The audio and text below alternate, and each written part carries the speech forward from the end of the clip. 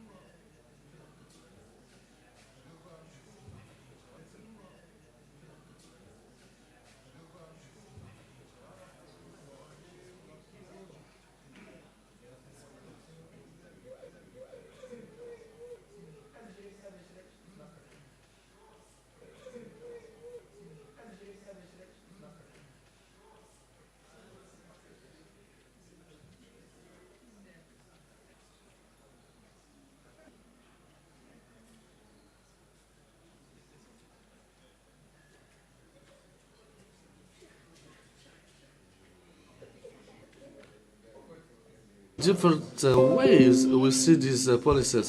So this issue or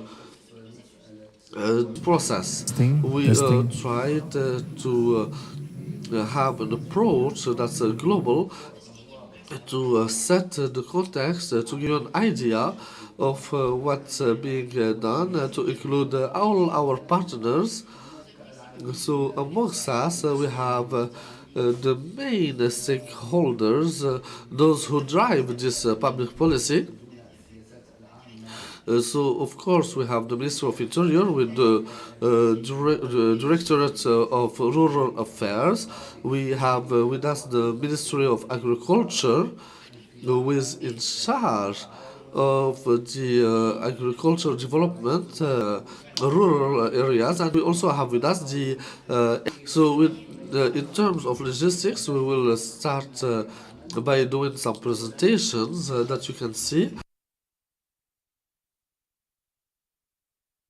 So we will first show you different presentations, and then we can share with you.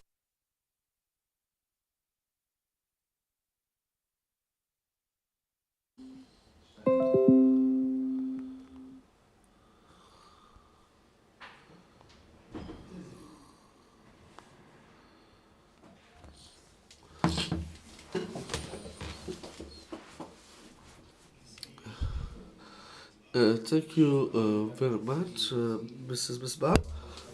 مرحبا بكم في هذا dans notre atelier. Mais avant de commencer, permettez-moi d'abord de remercier le département de... Et vos préoccupations. Voilà. Donc, before getting started, so thank you for all being present with us. Thank you to the Arab League for involving us as a Moroccan government in preparing this conference, this high-level conference. So as it was mentioned, thank you to all those who are listening to us online. Thank you to our colleagues. Thank you to the participants who are listening to us online. And thank you to the different panelists for their commitment for being here with us to debate this strategic issue for the development in Morocco. So the topic I will talk about is the collective lands, strategic leverage for rural sustainable development using mobilization and milkization of collective land. So for my presentation, it is made of 5 important points. The first one, we will talk about the context, we will talk about the key concepts, we will talk about the strategic objective, and then the different approach that's being used. Débattre de cette question qui est très très importante pour le développement du Maroc. And then we will talk about the expected results and the implementation. Now, regarding the context. Du développement rural durable pour notre pays, principalement en utilisant les mécanismes de la mobilisation et de la milkisation des terres collectives.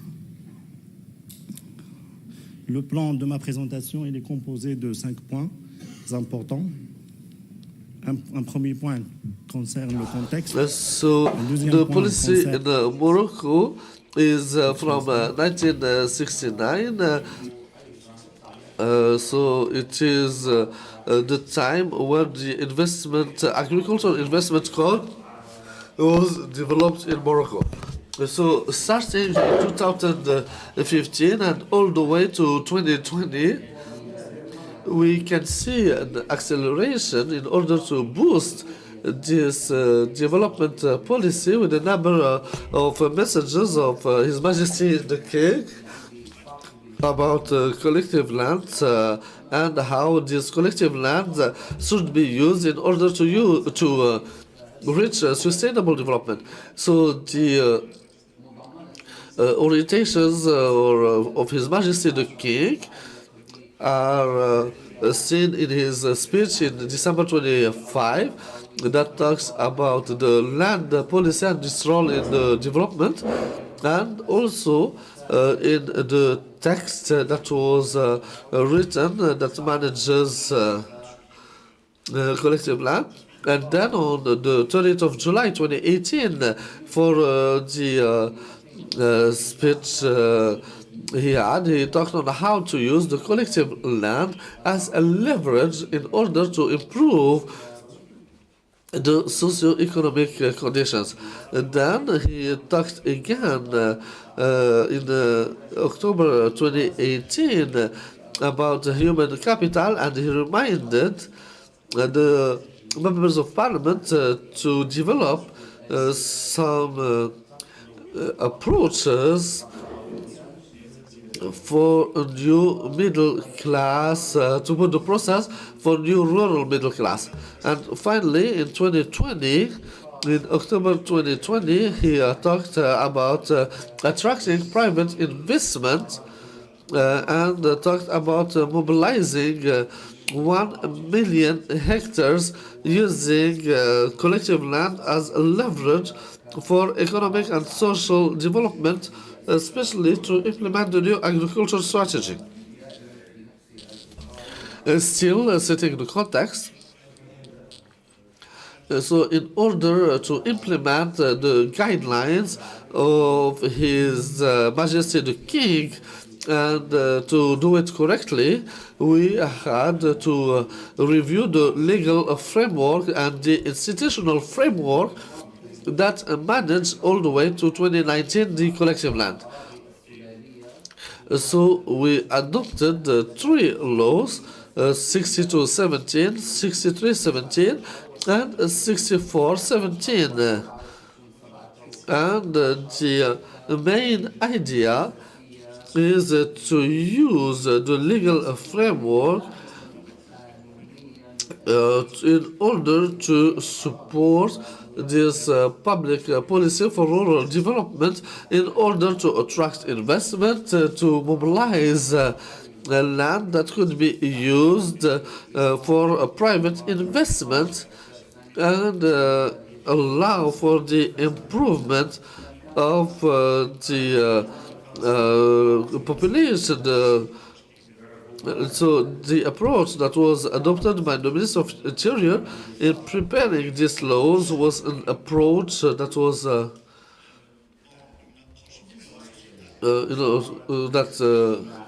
was based on consultations of target population. All stakeholders at all levels were involved to allow for adopting the law.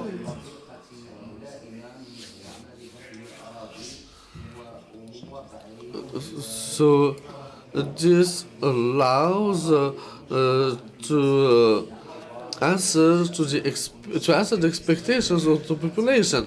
So these laws talk mostly about inclusion.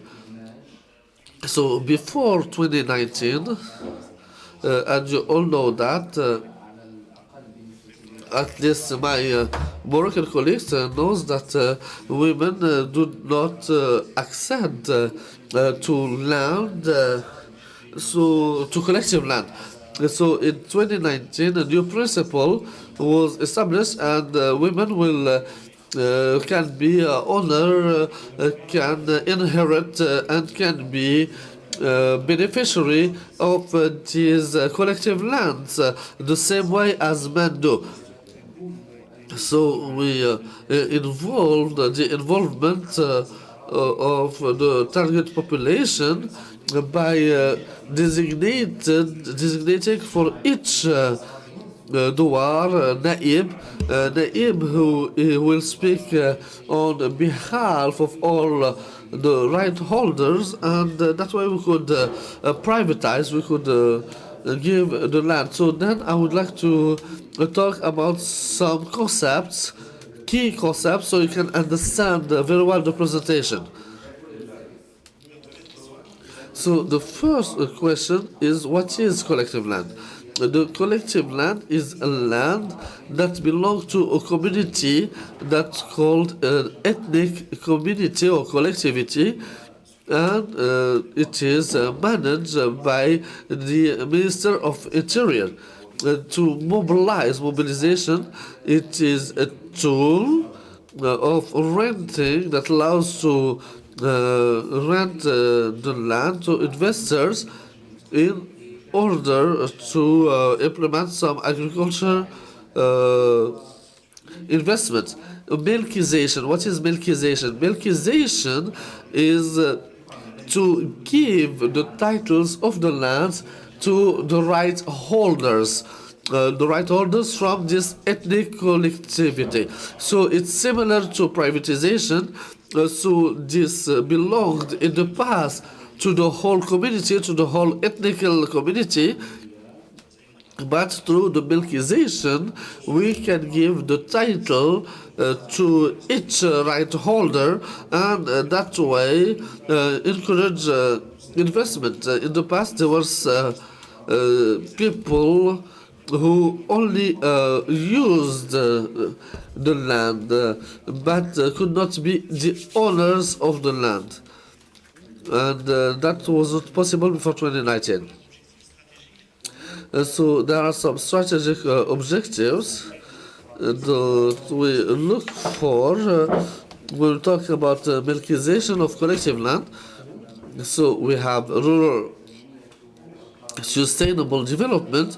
That is a strategic challenge in Morocco, promoting rural development of the rural areas that is today in the heart of our development model, and also that allows to reach the SDGs and the new model of development in Morocco.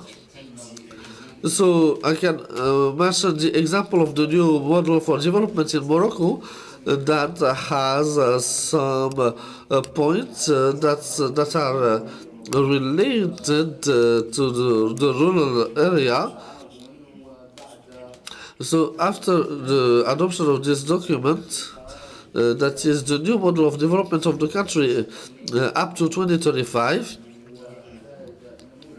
it takes into account rural development as a tool for the development of the whole country, as being at the core of our society. So it's the new model of development that asks to attract investments, either public or private investments, in this rural land to make it even more attractive and to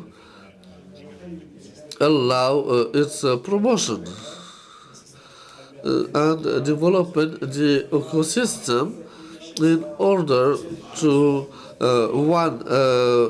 produce wealth at the local level. So also promote competitive agriculture activities with added value that will create employment. Now, when we talk about the mobilization, the milkization, these are integrated projects that are putting the right holder at the center of the development. So now I will quickly explain to you the approach that's being used in order to reach the objectives of this new policy. So milkization is and the mobilization is leverage to attract private investment, either private investments from the right holders or from private investors.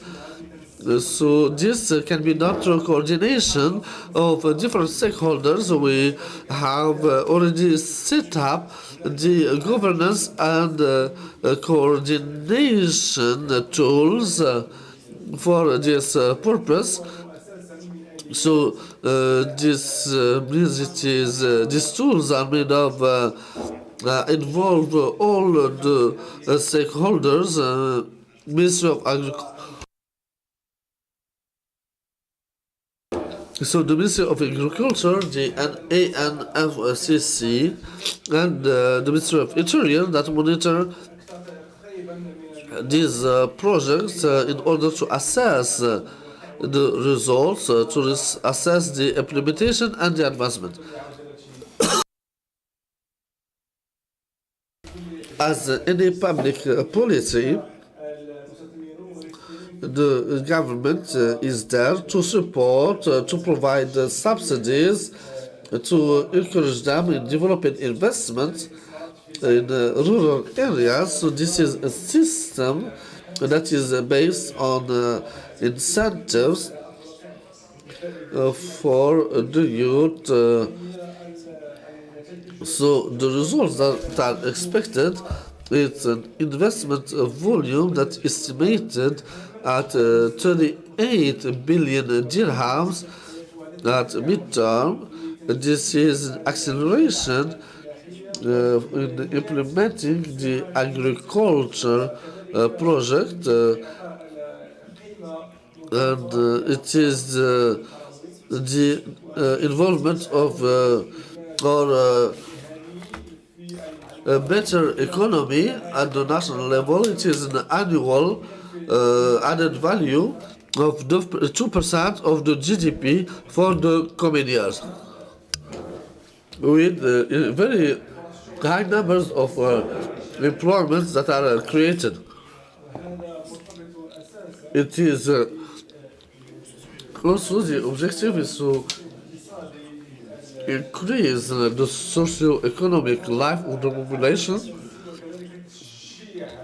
to encourage the emergence of a new middle class,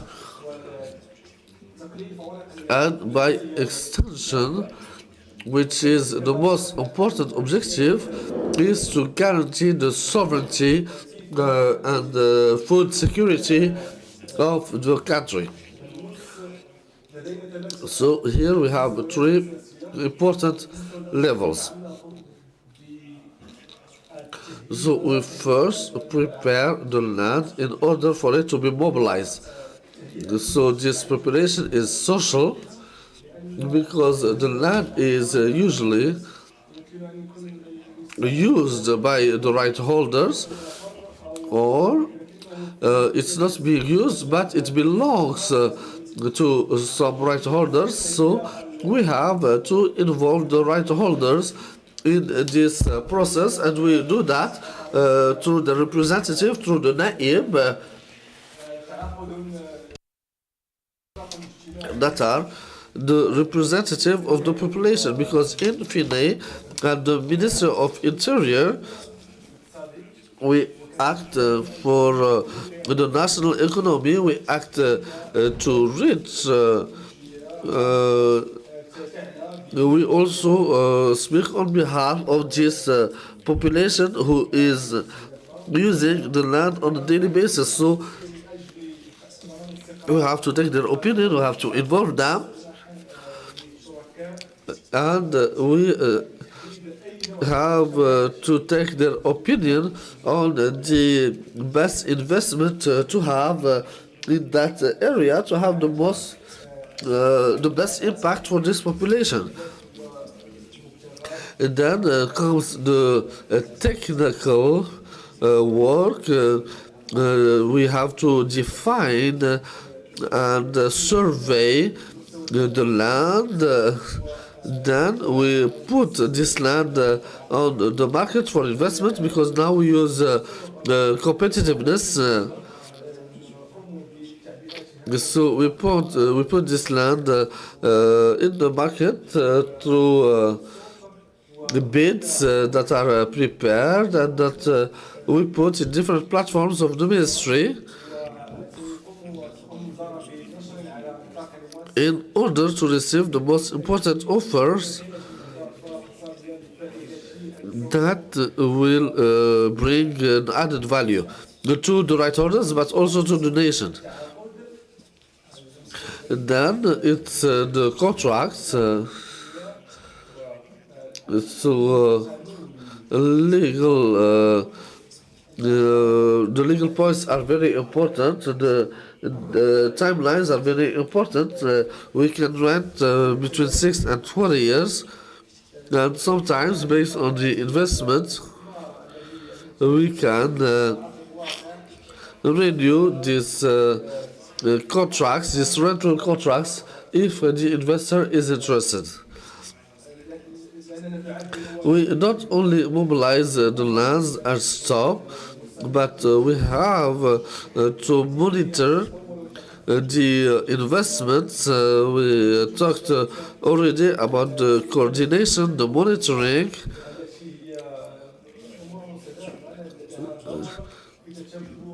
The monitoring on the land. So we want to make sure that each approach that is adopted at the central level is being monitored on the field.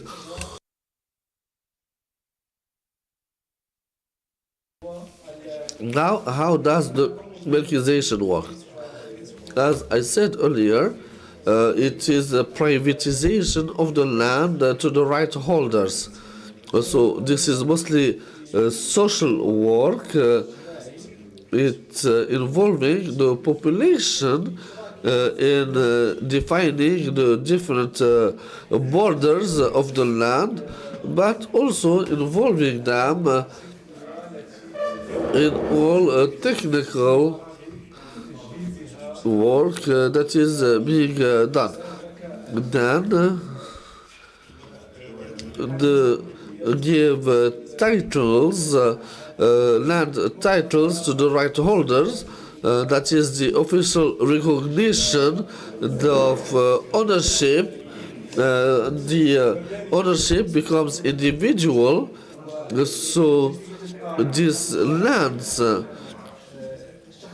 were managed by all the right holder, but this way each right holder has individual ownership of his land. But this will not allow us to reach our objectives. So we have to support the target population, and that's very important. We monitor them within the Directorate of Rural Affairs. We provide some social actions in supporting these right holders to allow the valorization or to give an added value to the land. And some population will benefit, some other populations will not benefit.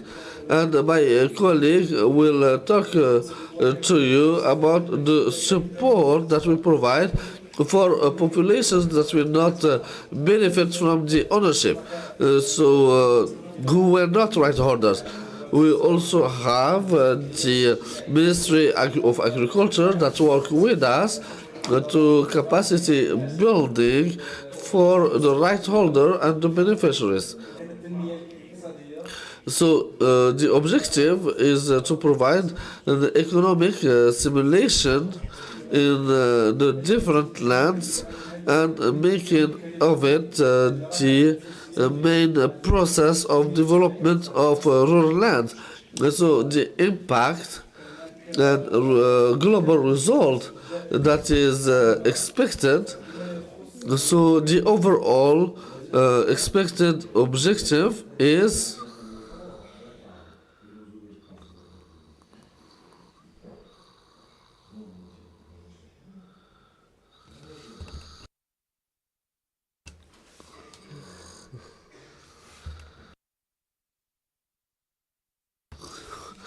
so here it is. The first global impact is to make sure the land market is active, very active, since the land could not be inherited. There were conditions for the collective land to be used And therefore, to the mechanization, because there is now an ownership, and we can therefore put this land in the market, which will allow the land market to be very active. So this is land that was not used, that have limited productivity, and through this different mechanism we're able to integrate this land in the social and economic platform, and therefore now the right holders can either take loans to develop their agriculture, they can sell it, they can rent it. And we are targeting projects that are sustainable. So we want to create a dynamic in the rural area. And here I go back to the guidelines of His Majesty the King, but also to the different laws that were adopted. So there were some practices that were established in 1919 that we had to improve through the adoption of the new laws in 2019 in order to facilitate through this legislation the ownership of the land to the populations, but also that way we know that we have assets that exist and that have a legal framework that change the way we see the collective lands in the rural areas. So this is an important process, because if we go back to the law of 1919, focus on it was a customary law that was exclusive, that excluded women, that even excluded men, that excluded who could invest. So this is a new change, a change of customary laws that is being implemented by the ministry with its partners. So the right holders have now their own titles, which create an economic objective. So this increases the value of the land because of the title that it has now.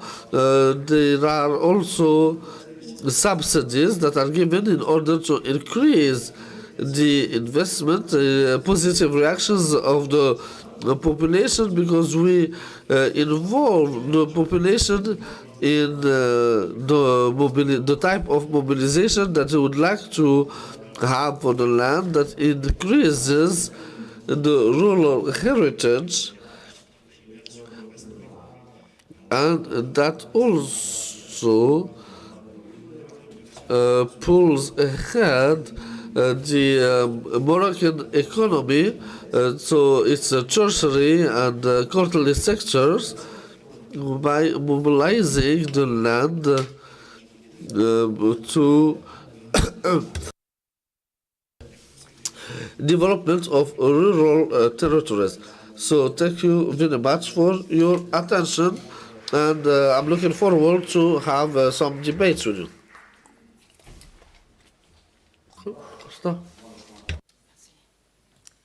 Alors, merci beaucoup, Sieferassi. Alors, je ne l'ai pas présenté, chef de... Thank you, Mr. Firassi, the head of division in the GAR. of the Ministry of Interior. So you understood the logic that is used for mechanization. Now we will talk on how it was implemented on the field, and we will talk more specifically about the Sulani women. This will be covered by Mrs. Bedou, that so the issue of women in rural area, the issue of women being owner, being farmer, is a very important issue.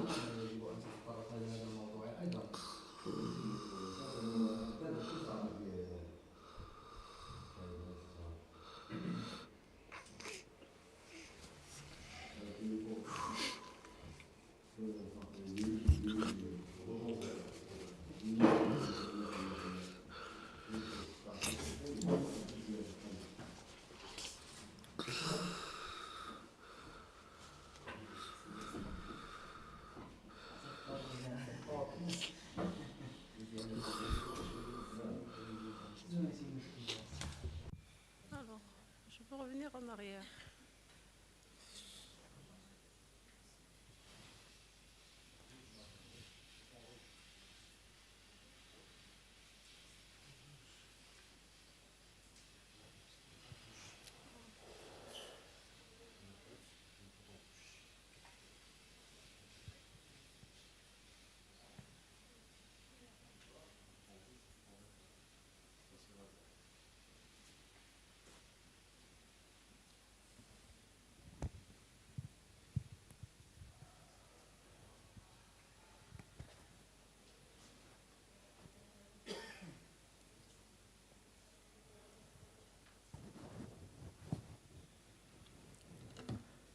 Bonjour. Good morning, everyone. I will reiterate my thanks to the organizers of this meeting, and I extend my thanks for our institutional and private partners who support us in our vision and strategy in order to administrate the collective land. I have the pleasure to share with you today a presentation that will highlight the role of the collective land in facing socio-economic challenges, and also the developments concretized by the collectivist women. The outline is as follows. We have a land regimes and systems in Morocco, collective land in Morocco. The model by the Directorate of Rural Affairs in order to manage the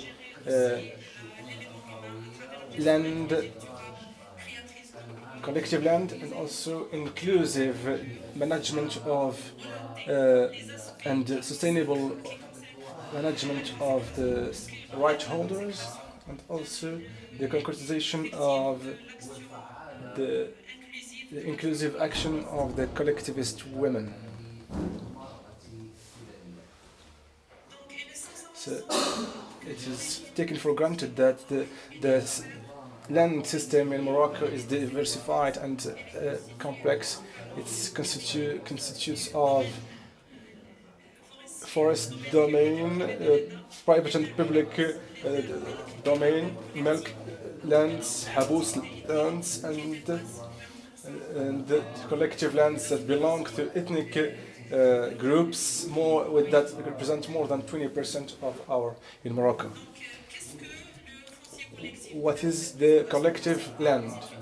This will be beneficial for students here with us, and this is, or maybe just others will be aware of this.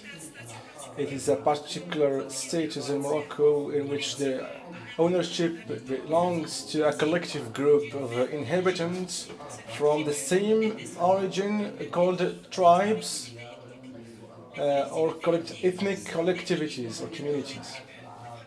The ethnics are fractions of tribes, and they have the moral personality.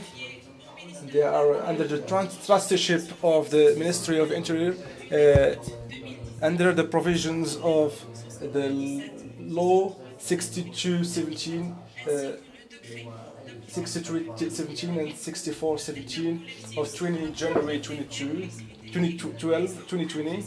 The collective lands cannot be inalienable and only by virtue of the provisions of the law 6217.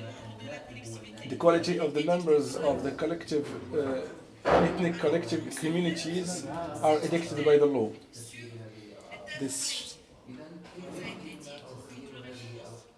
The legal framework of this is the laws 6217, 6317 and 6417 since 2019, before being regulated by the Tahir or the Royal Decree 116 in 2019. And it's under the trusteeship. These lands are under the trusteeship of the Ministry of Interior, Directorate of Rural Affairs, and this is regulated by the law 6217, the management of ethnic collectivities, of their lands and defense of their rights, and also defense of the right holders, the governance organs that decide upon the acts and of management of this legacy belong to two institutions, the Council of Trusteeship, provincial and prefectural trusteeship councils, and also the Central Trusteeship Council. The institution of NAIB or the deputy and of the members of the collective ethnic collectivities. The right holders have to abide by the provisions in the law. We move now to management part. How the trusteeship is operated upon the collective lands. By virtue of law, how the Directorate of Rural Affairs manages and administrates rural areas and collective lands. They choose or adopt a model or implement it that is based on two important pillars: the rational management of the land, and also the sustainable and beneficial management of land, and the measures of accompanying and supporting mechanisms of monitoring. The resources that come out from the rational management of collective land in order to reach the targets, which are to ensure equity, social and spatial equity, to reinforce the resilience facing climate change, sustainability for the resources and for the upcoming generations, future generations, and the consolidation of peace, and also contribute to the sustainable development. Now we move to practical part and the implementation of this vision. This perspective is based directly on the following actions that are implemented since 2019. The major action is the production of the making of a legal framework arsenal, which is in registration for both men and women and all the successors, and also defending the rights. Second action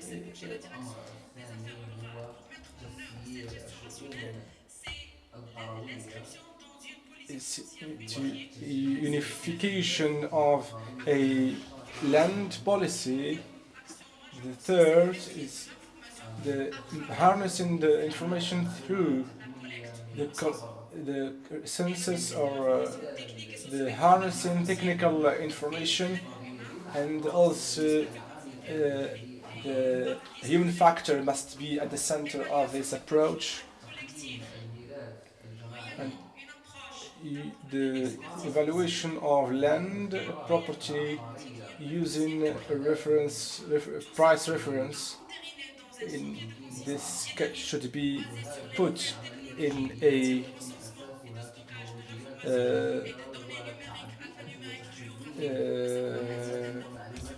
Système d'information géographique performant. La quatrième action. The fourth important action is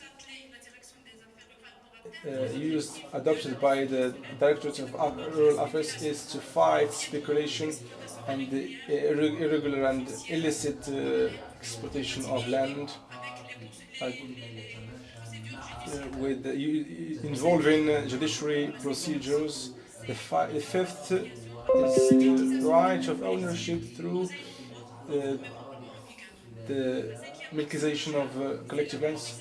The sixth is valuing and valorization of the collective legacy by mobilizing the public policies for the benefit of the development and private investment, and the sectorial policies, the mobilization of millions of hectares for the green generation policies and for agricultural sector.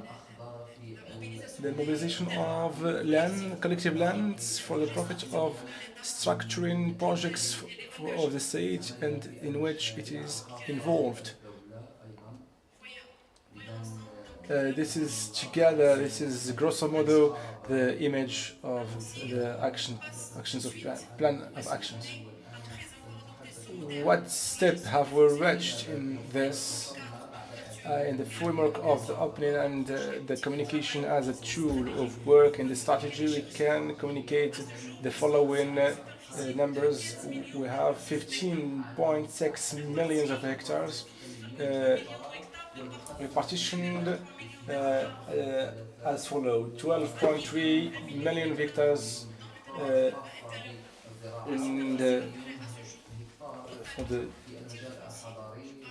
we have 2.3 million hectares for agriculture, 1 million hectares for urban and semi-urban areas.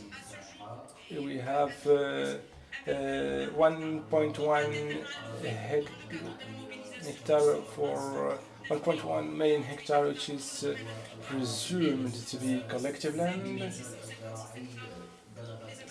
And we have also thousands of hectares for economic and agricultural development projects.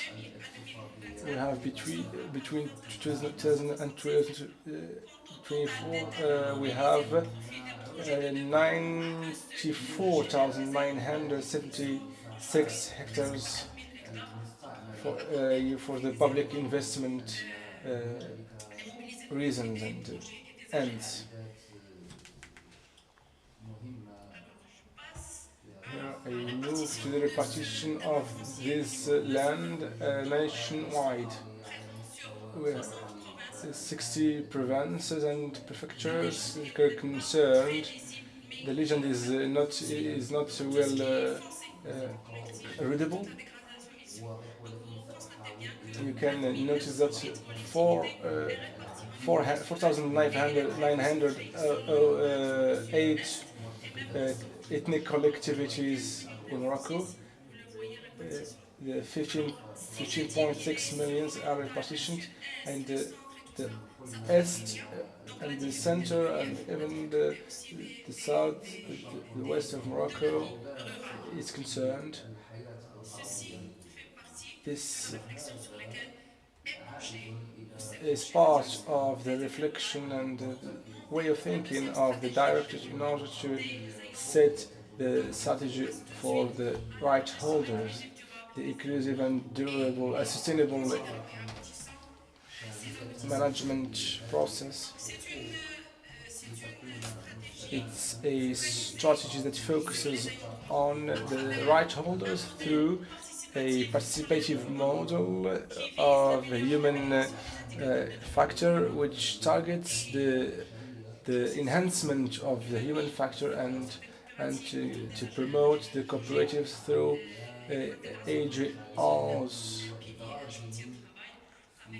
It's a workshop which targets to emancipate and to empower women in rural areas for the profit and the benefit of right holders, women and men, especially the population in remote areas and in risk areas.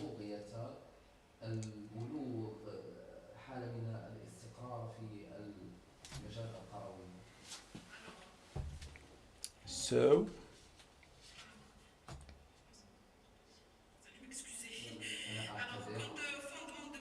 as for the basis of this, you have to take into account a concept is to the necessary tools in order to implement the strategy through the reinvestment of the revenues of the valorization of the collective lands for the benefit of the right holders in form of distribution of the lands or the achievement of projects.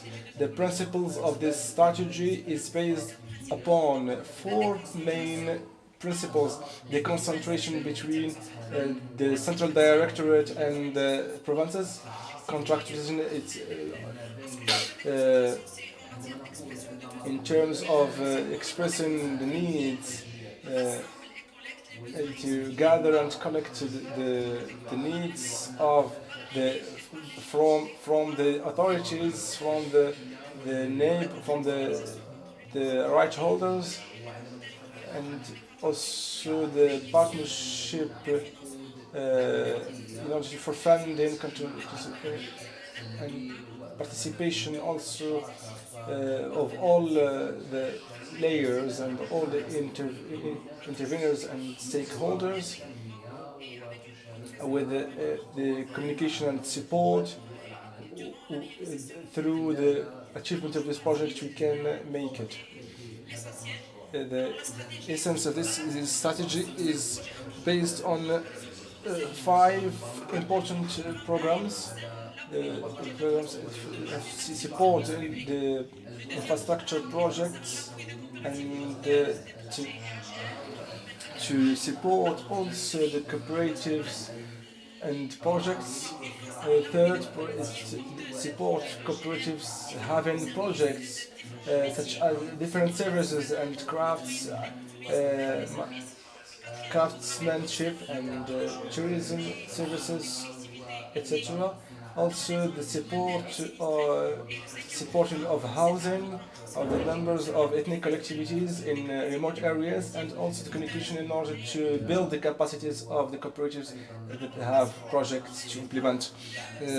Let's move to the results of this inclusive strategy. We have achieved 1,337 projects in different regions, with 972 million dirhams in partnership with different cooperatives, women-based cooperatives, in terms of agriculture and others.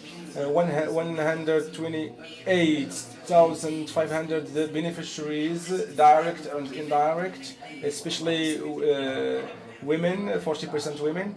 We have concluded 11 partnership conventions with partners. Rapidly, we analyze the results. We have 34% of women and 66% of men in gender. The repartition of the projects by the program. We have many programs. We have program number 5, we have 1%. We repartition of by region. We have the Dra'at affiliate region, North, and we have others that are in average active. This now let me move to the aspects that the concretization of the empowerment of women and the inclusion of women in development, and the right of all the representative as a neighbor.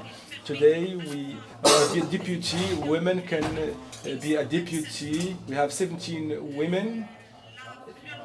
The law enables women to participate and governance organs and trusteeship in different levels, at the level of central trusteeship councils and regional ones.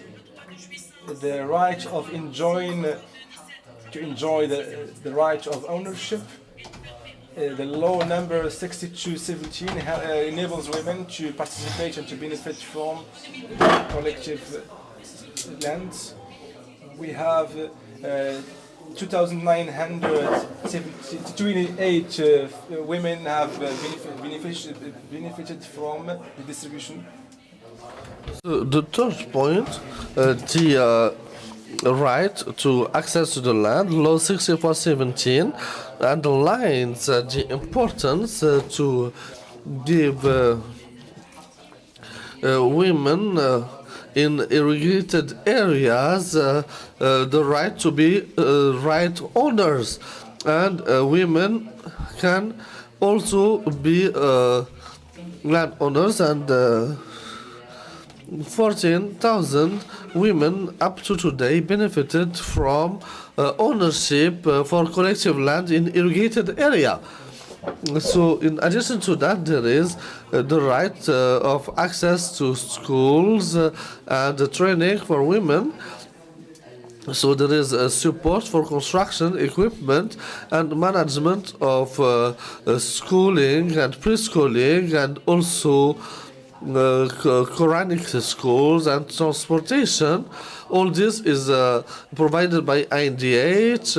Then also there is Dar Taliba and others. So as of today, 120 projects were done for 1,300 women by the Ministry of Interior.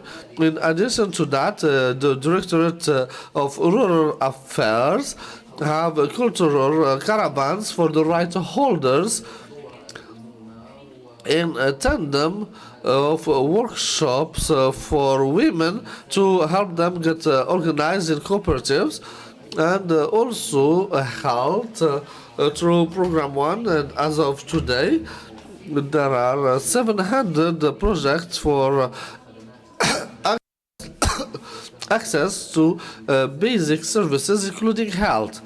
The last point is creating wealth by encouraging the establishment of cooperatives, and also the implementation of projects. So we have 14,700 women that have done 537 projects in all sectors, whether it is ecotourism, agriculture, renewable energy, new technologies, and so on.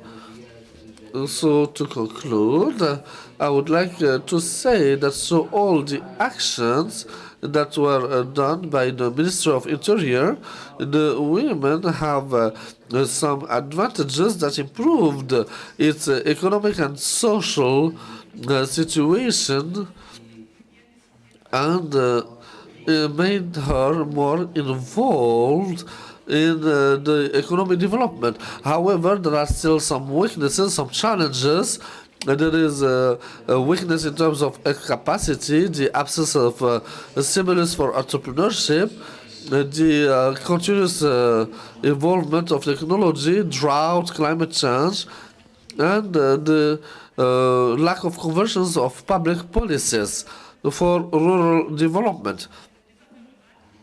And now I would like to show you some of the pictures for the different activities that generate revenue for women. And thank you.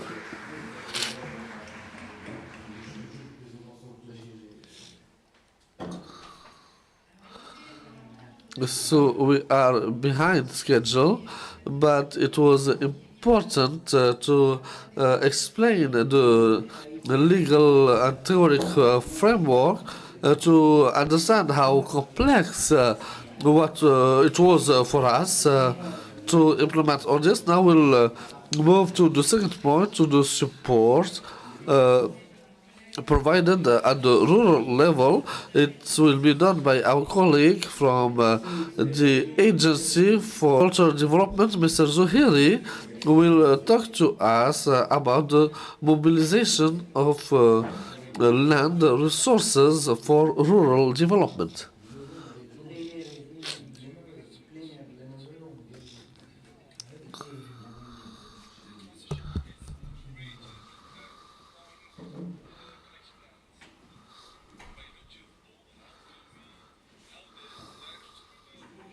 So, good morning to all of you, ladies and gentlemen. So, after having listened to these presentations from our friends of rural of Dar regarding the collective land and how important it is in Morocco, how no matter how complex it is. Now I would like to talk about the value of the collective land, but also some other land systems of the private domain of the state. So this presentation is about mobilizing land for rural or agricultural development. So do we have a mode diaporama?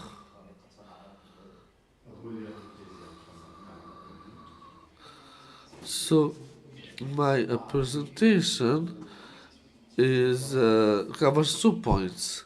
Mobilizing land in the framework of the Morocco Green Plan that started in 2015 and ended in 2020.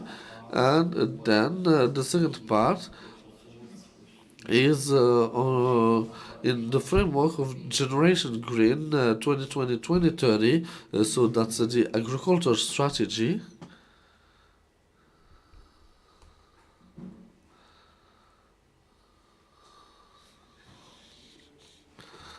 So agricultural land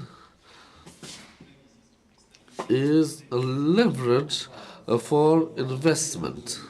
It allows to mobilize a private capital, whether it is national or international. It also allows to add value on the land heritage and the development of agricultural production. Without the land, we cannot produce. So, in addition to that, the agricultural land is allows for creating employment, a lot of employment, whether it is full-time or temporary employment. And based on the production, it cannot be all done without having agro-industrial units in order to add value to the agricultural production. So the results for Morocco Green strategy, today we are already doing another strategy. So for the first strategy, that is Morocco Green, we can start talking about results. We have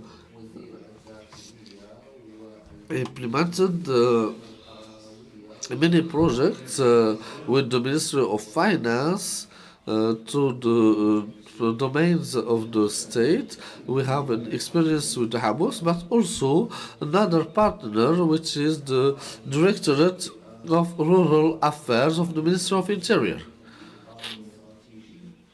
So we were able to mobilize three types of land. 150,000 hectares for over 1,700 projects with investments of 26 million dirhams or more.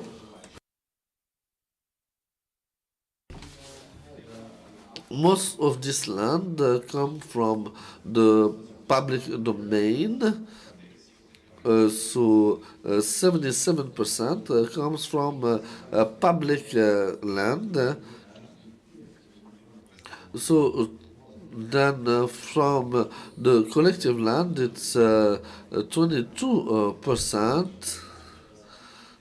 So if we look at the region, to focus on the land that was mobilized from the public domain.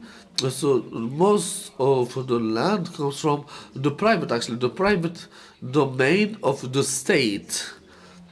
So we started a collaboration in 2004 when the state stopped directly managing the agriculture land. So since 2004, the state stopped producing and played its regarding role as manager of the land, but not producer. It is to the private sector to produce. So the state also, of course, we have the governance approach that is unique. It is done through interministerial commission, and the objective is steering a program that is of royal orientation. I think you're the one who took over the time. I will try to be quick. It's a commission for renting the land, and there is another commission, as it was mentioned by earlier. So the different leverages, there are loans. In addition to that, and what's very important, there is support that is non-financial. There are two regional centers for young agriculture, also entrepreneurs in the field of agro-industries. There are also financial, the region's investment. As well, really essential in the rural area when we talk about herds, as well as the mobilization of water for irrigation, and more than 30 hectares with irrigation systems and agricultural projects. It is based on advertising the human resources, and the second one enters on this level. And before starting in a project, we do more in order to establish a project that responds to the needs of the population and to give value to having a system based on one of these works in order to know their needs, because it is one of the factors that defines our state, and today we are witnessing, and there is also what implementation. Apart from buying the necessary tools, especially when it comes to the process.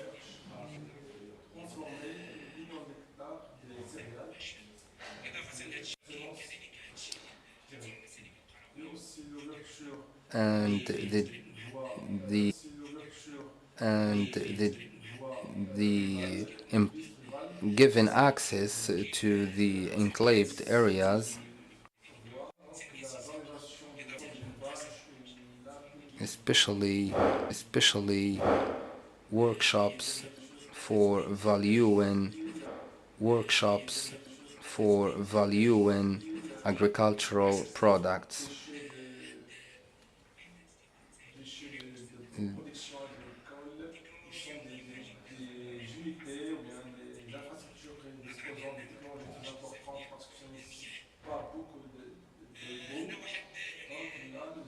Concentration on valuing the real estate lands. We have more than 1,600 hectares that must be valued. As you can see, there are almost 5 regions in Morocco, and there is Tafilalt with high rates, Fas Meknas with almost the same rate, and the Oriental area in Morocco as well. Repartition according to the chains of production.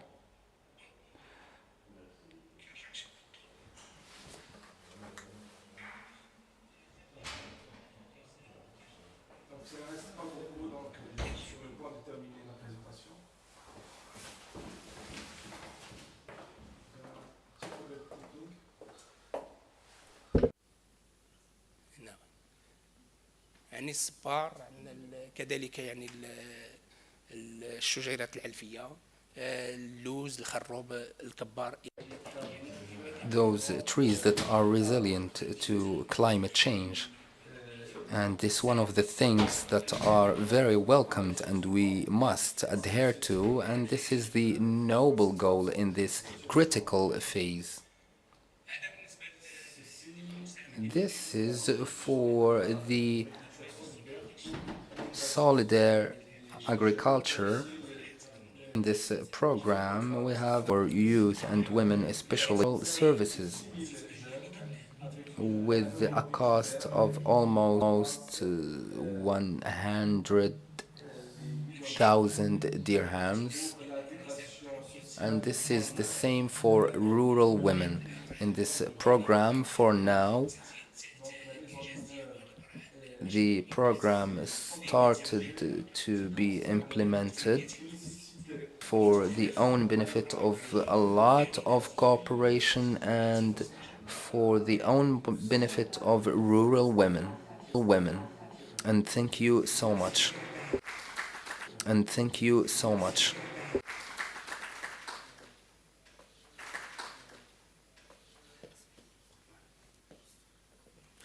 Merci beaucoup. So thank you very much. A lot of information. Detailed information.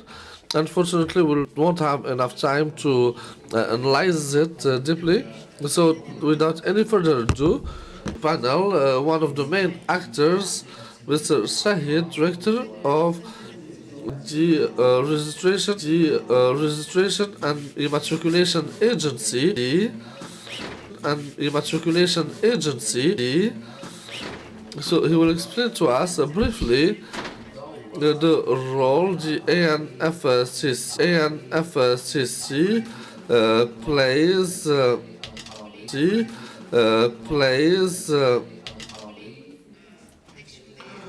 in this setup.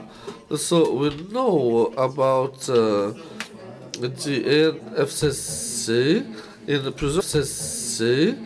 preserving the rights. So this time we'll talk about it in the framework of business.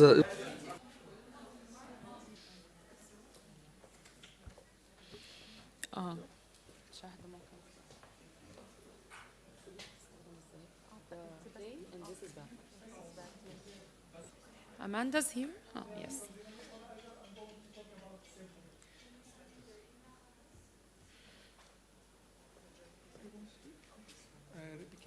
To share with you a slide to put it while I will be talking or it's not possible. Inside the room. Yeah. So you give it to him.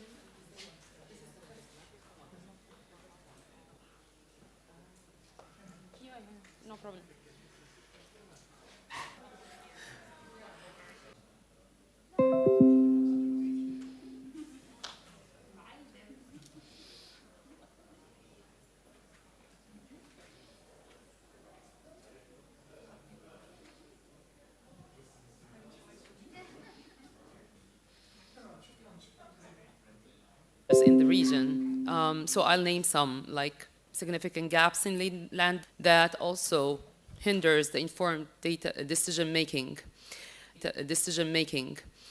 and also this widen the development gaps. So particularly for this reason, we are holding this. So have proved some best practices in other regions and maybe bring them abroad on board. Just click on the as an initiative is and in the regard of democratization of the information ecosystem, we are committed to strengthening the flow of information ecosystem. We are committed to strengthening the flow of land governance. We think that we are a pioneering hub that's linked to open data on land enabling to publish the structured data in machine readable, which we will come to that maybe during the session, and the standardized formats under open data license to be used by anyone, of course, because it's open. And lastly, we promote and inform and enrich the global debate on land issues. So the State of Land Information Index, which is also index, so it measures both the completeness and the openness of the data. So we catalyze on an open and democratic information system, and the open data principles are from the ground up. We work to spread the responsible publications and the use of the open data by carrying some country level state of land information assessments. And we'll show you some of what we have done on global level and also in the region. Also, we developed the SOLI index tool, which is a global index to assess the state of land info at the country level. And it's considered an indicator to democratize land, which makes land data findings more actionable. So in the case of the land governance monitoring systems. These open standards, we have done more than one webinar, and also you can find some information on the portal, and with this session you can find more information about that. Also to improve the decision-making and transparency through the developing of the global database, and also the donor funds for land-related projects. So we also have to mention that we work with the Global Data Barometer and the Open Data Charter to insert land issues in open data discussion. So we work with partners. So collaboration is about partnership. So with Landex, we work on, Landex is a database of ILC, and we will come to that with Shad's presentation from the ILC. And it aims to put people in the center of the land. Also, we work with Global Land Observatory from the FAO, and it seeks to make data evidence and analysis available. Also, it's a reference point for policymakers and all the stakeholders related to land, working to land and linking it to the global community and commitments like the frameworks of the SDGs. Is a multi-dimensional and multi-layering that assess the state of data for public good. So we have to be focused on the Arab region in this session. So there are some case studies from the Arab region, and we have identified the methodology of work in order to get some visibility on this openness and completeness of data. So the first step, we identify the country experts that can review the information done by the land portal consultants, which is in this case, it's me. And the researchers collect and structure the information according to the predefined categories and questions in an online collection tool. We developed a tool called the Survey Solution Tool, which can score and calculate the scoring for the openness and completeness of data on all data-related land themes. And also, we answer this question and assess them and score them, the main categories, for the openness and completeness. And finally, the result is displayed on a dashboard that can be accessible for you in the portal. So you can access the portal, see the country that you want to visualize, and then press on it and it opens a further information for this dashboard. So this is my first example. We have worked on 3 countries from the Arab region. I'll start to be presenting about Morocco now. So in the dashboard, in the previous slide, you saw like it's a portal with the interface of a lot of figures of this dashboard, each for one country. But in the case of you can click on the special country you are looking for, you can find, for example, Morocco, you can find the legal and policy, land tenure, land use, land development, and land value. The same categories, but one for the openness and one for the completeness of data. When you click on the top of the portal, land use, you will find specifically for land use more information, more scoring about each category. And also you can find information about, it's in text, you can find information about some details about the land use there. And this is related also, you can relate that with some organizations working from the country on the scope. So for example, from Morocco, I clicked on this link, which is a hyperlink, to open the portal. So what we do exactly, we assess the performance of the governments and the portals of the government. We assess the completeness of the data on the portal. We assess the openness of the data on the portal. So how do we do that? So we freeze working related to data. We map all the information related to data online on the government portals. So we, in this case, in the SOLI index, we don't assess the completeness of the data outside the government. So we seek an open approach of data in the case of the portals. For the sake of the openness, we seek we have some criteria across these criteria, and one of them that is machine readable. Like you can find the information, but not only in PDF.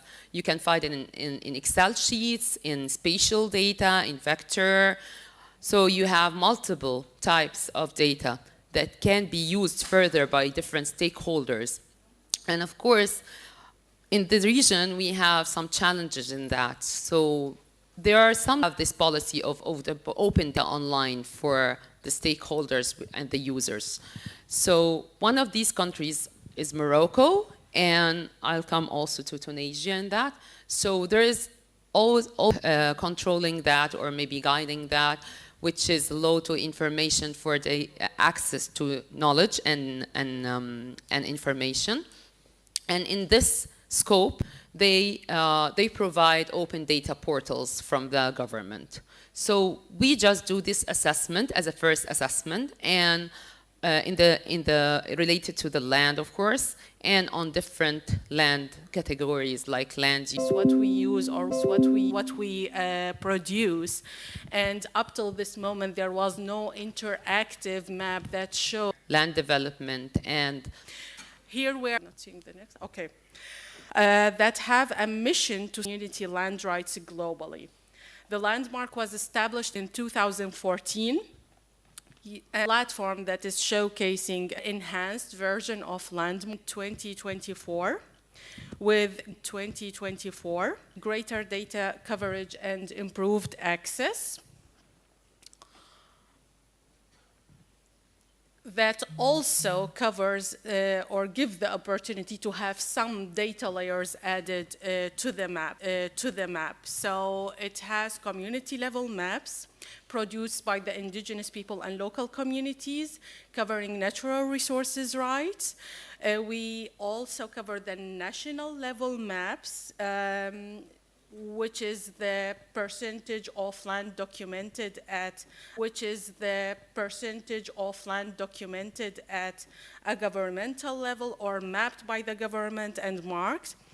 Landmark can also cover the biodiversity and climate. So where we have tree laws or carbon density, these are the things that you can see on the map if there is data available, therefore. Also, the land use, and this is very important in the current situation where just transition is a big debate, and it helps us show where are mining concessions that might violate the effects of the just an overall overview of the percentage of land in this world covered by indigenous people and local communities. And as you can see, significant portion of the land that it's characterized as as natural or semi-natural. This is another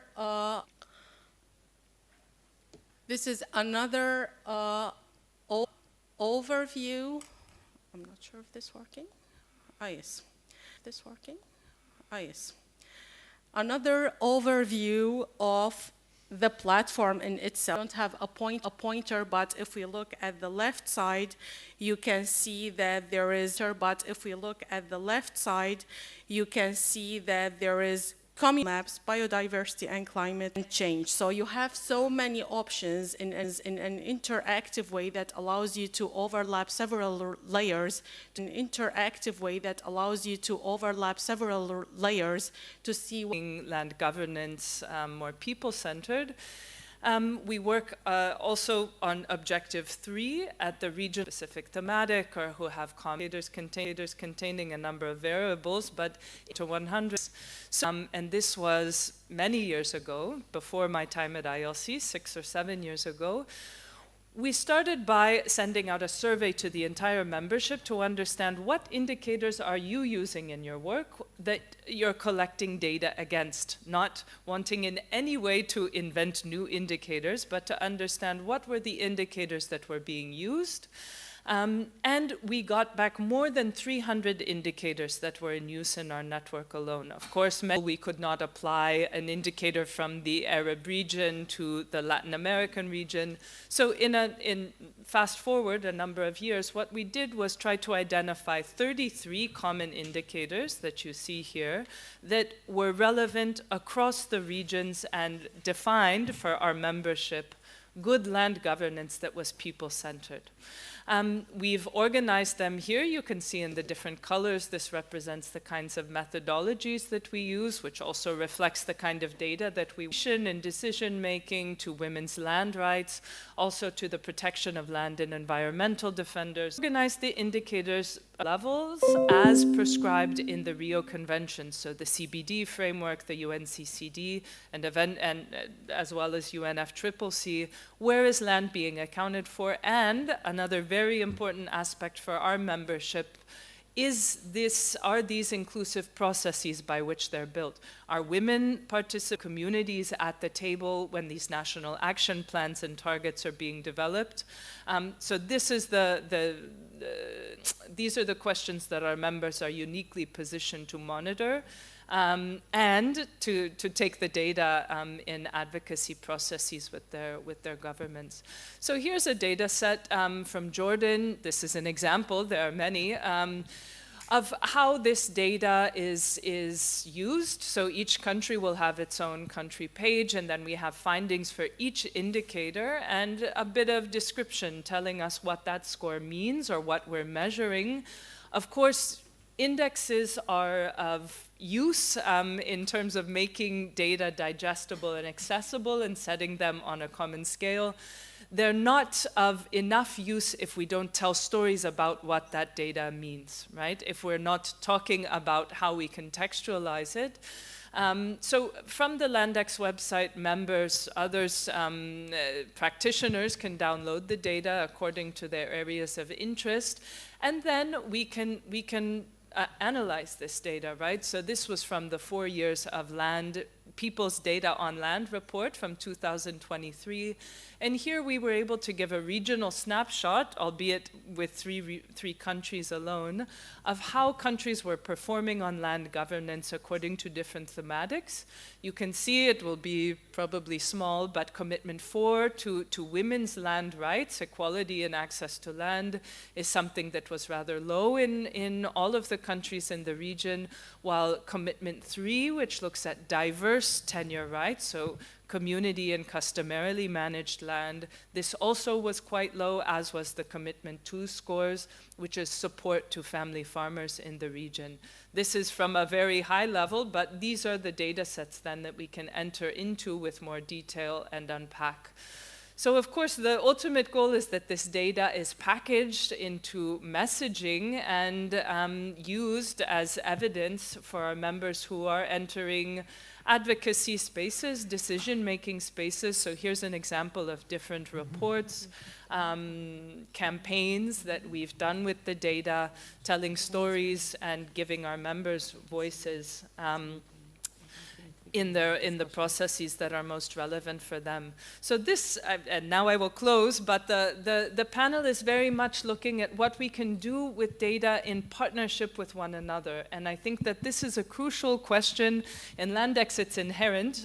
We've built Landex in a way that we've forced ourselves, for very clear reasons, to look at all of these data sets together. That looking at one data set in isolation does not give us a full picture of land governance, being as complex and nuanced as it is. So we see a lot of opportunity to put our data sets together, but also to increasingly collaborate directly with governments, with custodians, with other actors that are working on data. ILC has been an active member in the collaborative on citizen data, and there we've identified governments that have also identified gaps in their data. So the SDGs are an easy framework to use as an example.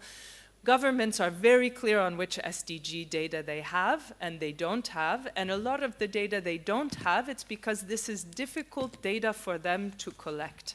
Not the only reason why they don't have this data, but rural populations tend to be a difficult population to capture, even more so if it's rural women, community and communal tenure often is left out of data collection for its complexities. So governments also recognize that citizen data, complementary data, fills an important gap that they're also interested in filling.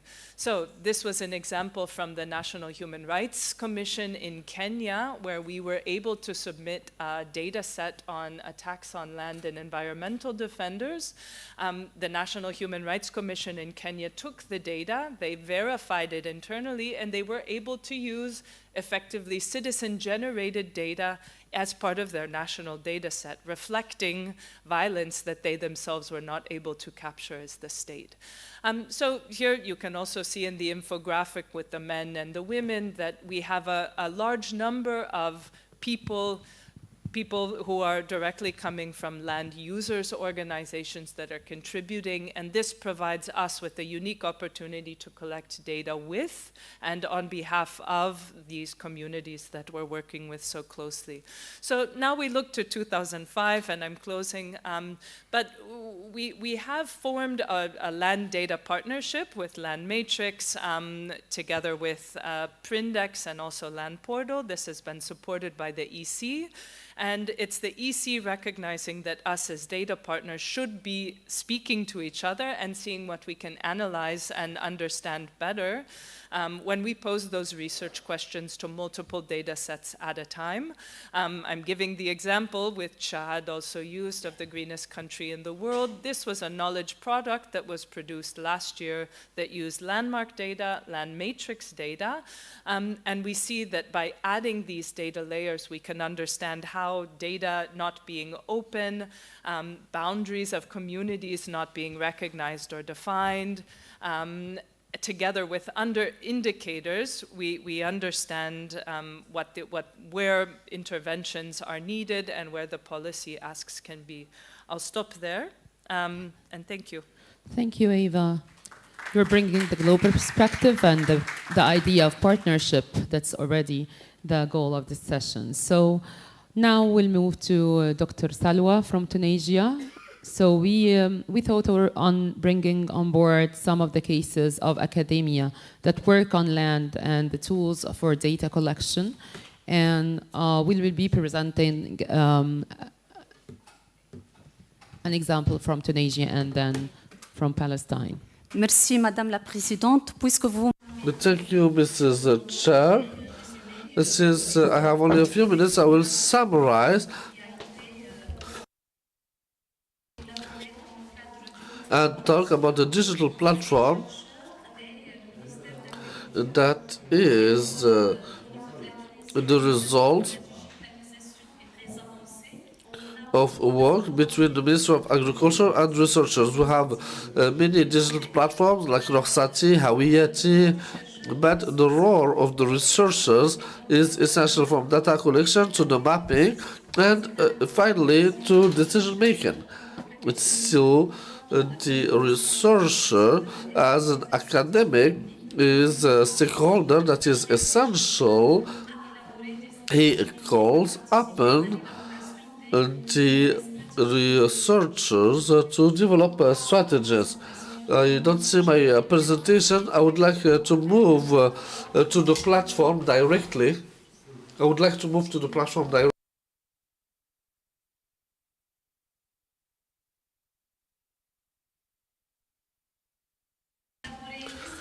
So this is a platform I developed lately in the framework of a research team that I lead with the Ministry of Agriculture in order to see the health of plants, the upgrades,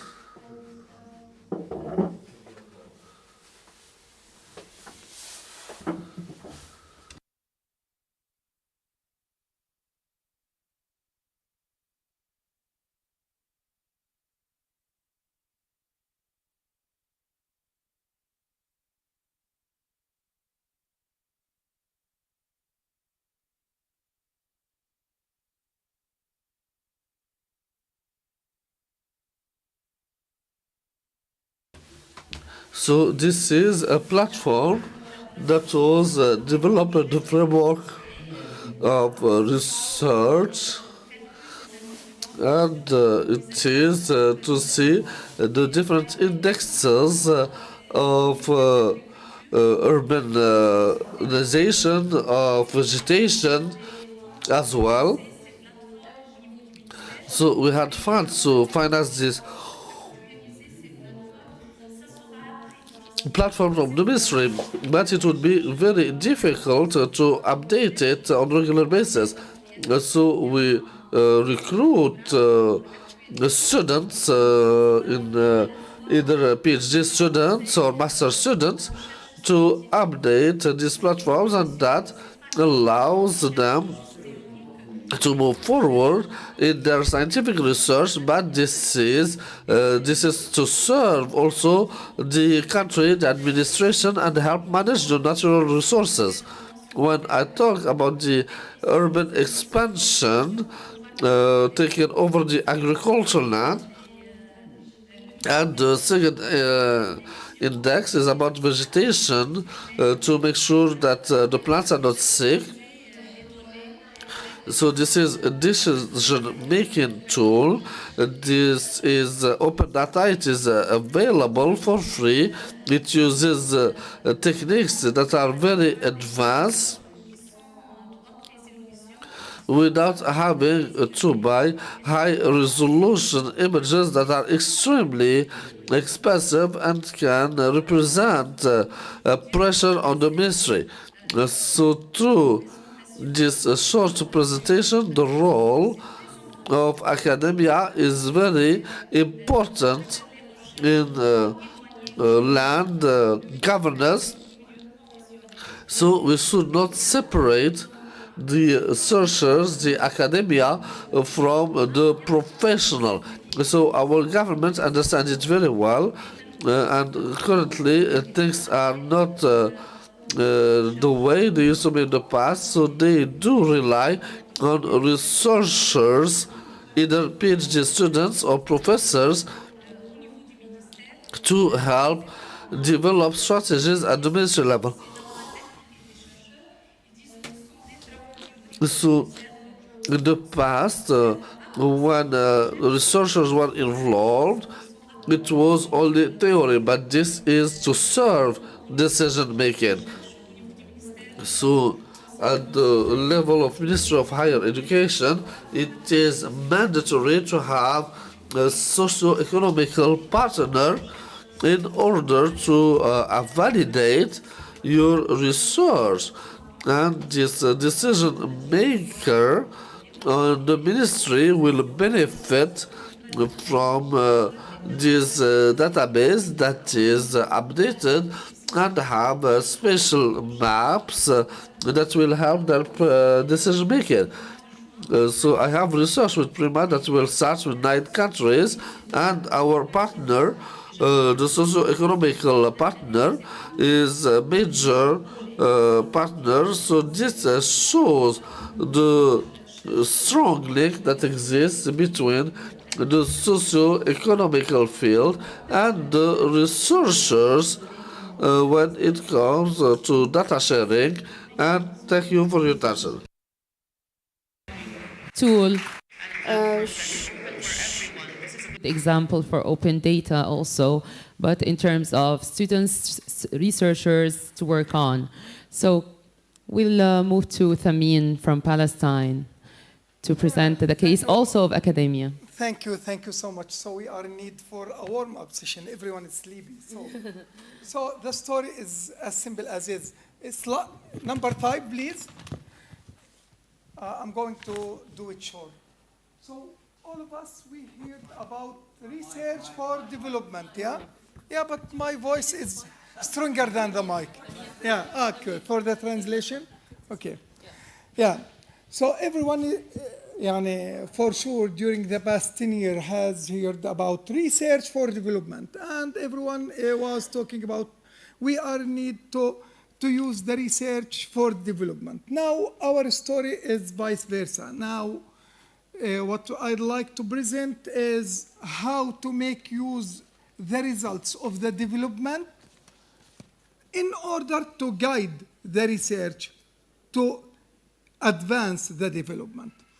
And through having one of the Dutch-funded projects in Palestine, which is Land at Scale project, and so this project is international project, and this project is implemented in 12 countries. The idea was to create, so this is not the slide, the slide, yeah, anyway, so I'm not in need for the slide.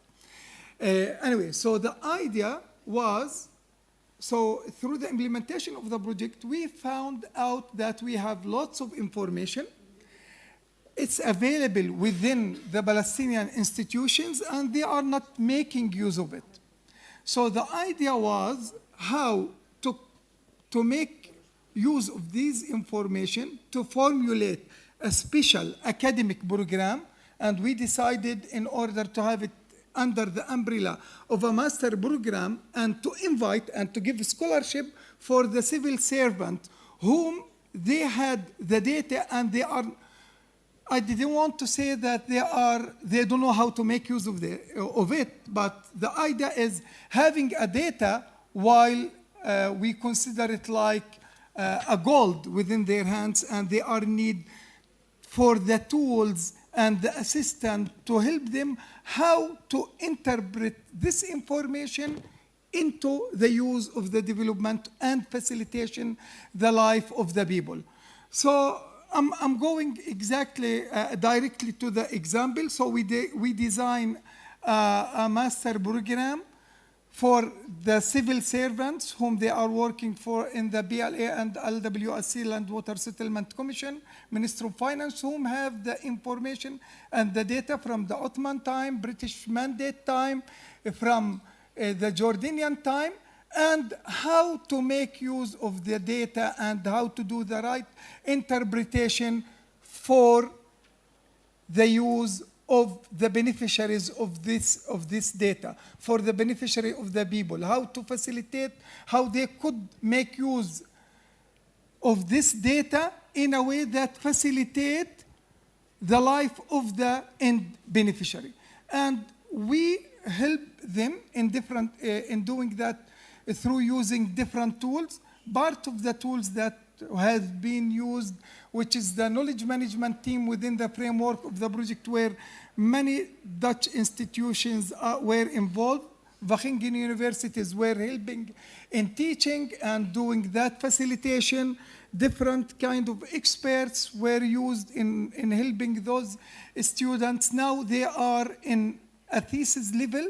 Everyone took a topic that would facilitate his work, and he has a supervisor or external supervisor that helps him in order how to make use of the data between his hands in order to do forms, norms that could make or could ease the process that they are implementing. This is now at the level of their work. We do hope to design it to help also the policymakers to update the regulations. And because of this, we are working together with ILC, Shad. We do hope to have much more partners. We do hope to have a cross-border country program, to have it with, to design a specialized program to make use of the knowledge which comes and generated from and through the developmental projects for the help of the research and for the help of the civil servant and the people whom they are implementing delivering the service to the people. So this is the idea as simple as... And on the students also and researchers for the platform and also for master students. So I'm opening the floor for more questions about that. And also reminding you that there's always a call for collaboration from your side. Yeah. يعطيكم ألف عافية يعني. Thank you so much. It's been a very fruitful discussion. It's based on numbers and studies. It's very beneficial to use to actually.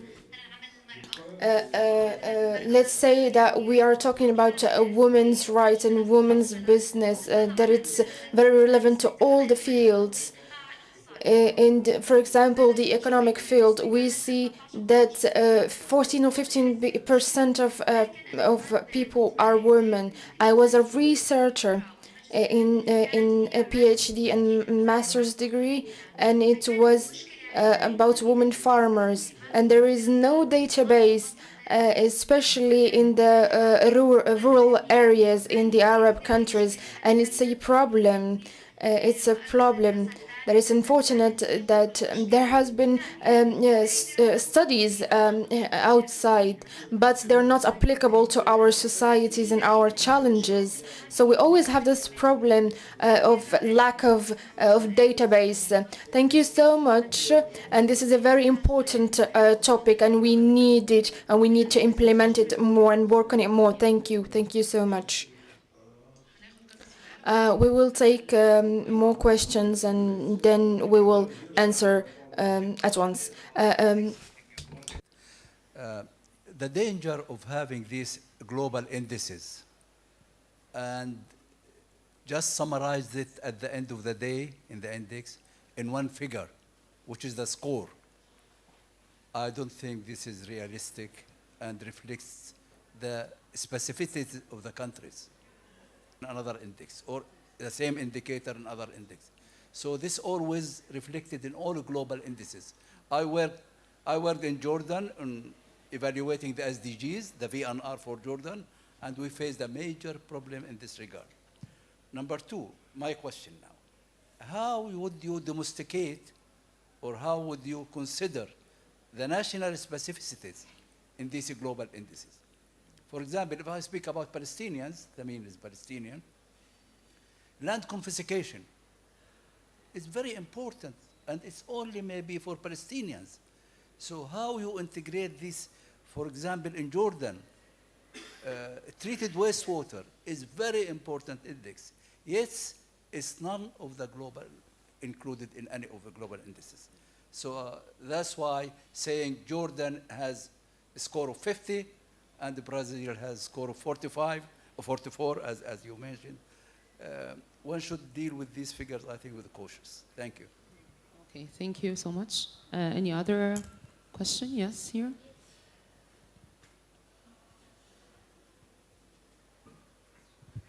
So I think we'll open the room for two more questions and then have some responses from the panelists. Okay, thank you. My name is Nair Abubakar, the head of a cartographic unit, Ministry of Territorial Planning in Comoros Island. My question goes to the presenter about soil index. I like the principle of assessing the completeness and openness. I feel like, have a feeling like the process should not just end there. Did you think about what is the next step now? Now that we know the situation, is there an alternative of maybe, because we normally say all the countries are not at the same level. So maybe you should think about how can we maybe counsel a certain country to reach a certain score, or how can you support those who do not have data at all, or the data are not open or not complete to fill the gap on such this thematic? Did you think about another alternative, the next step? Not just assessing, knowing, okay, this is the status, but what is the next step now? Thank you. Thank you. We can have a question from down on the right.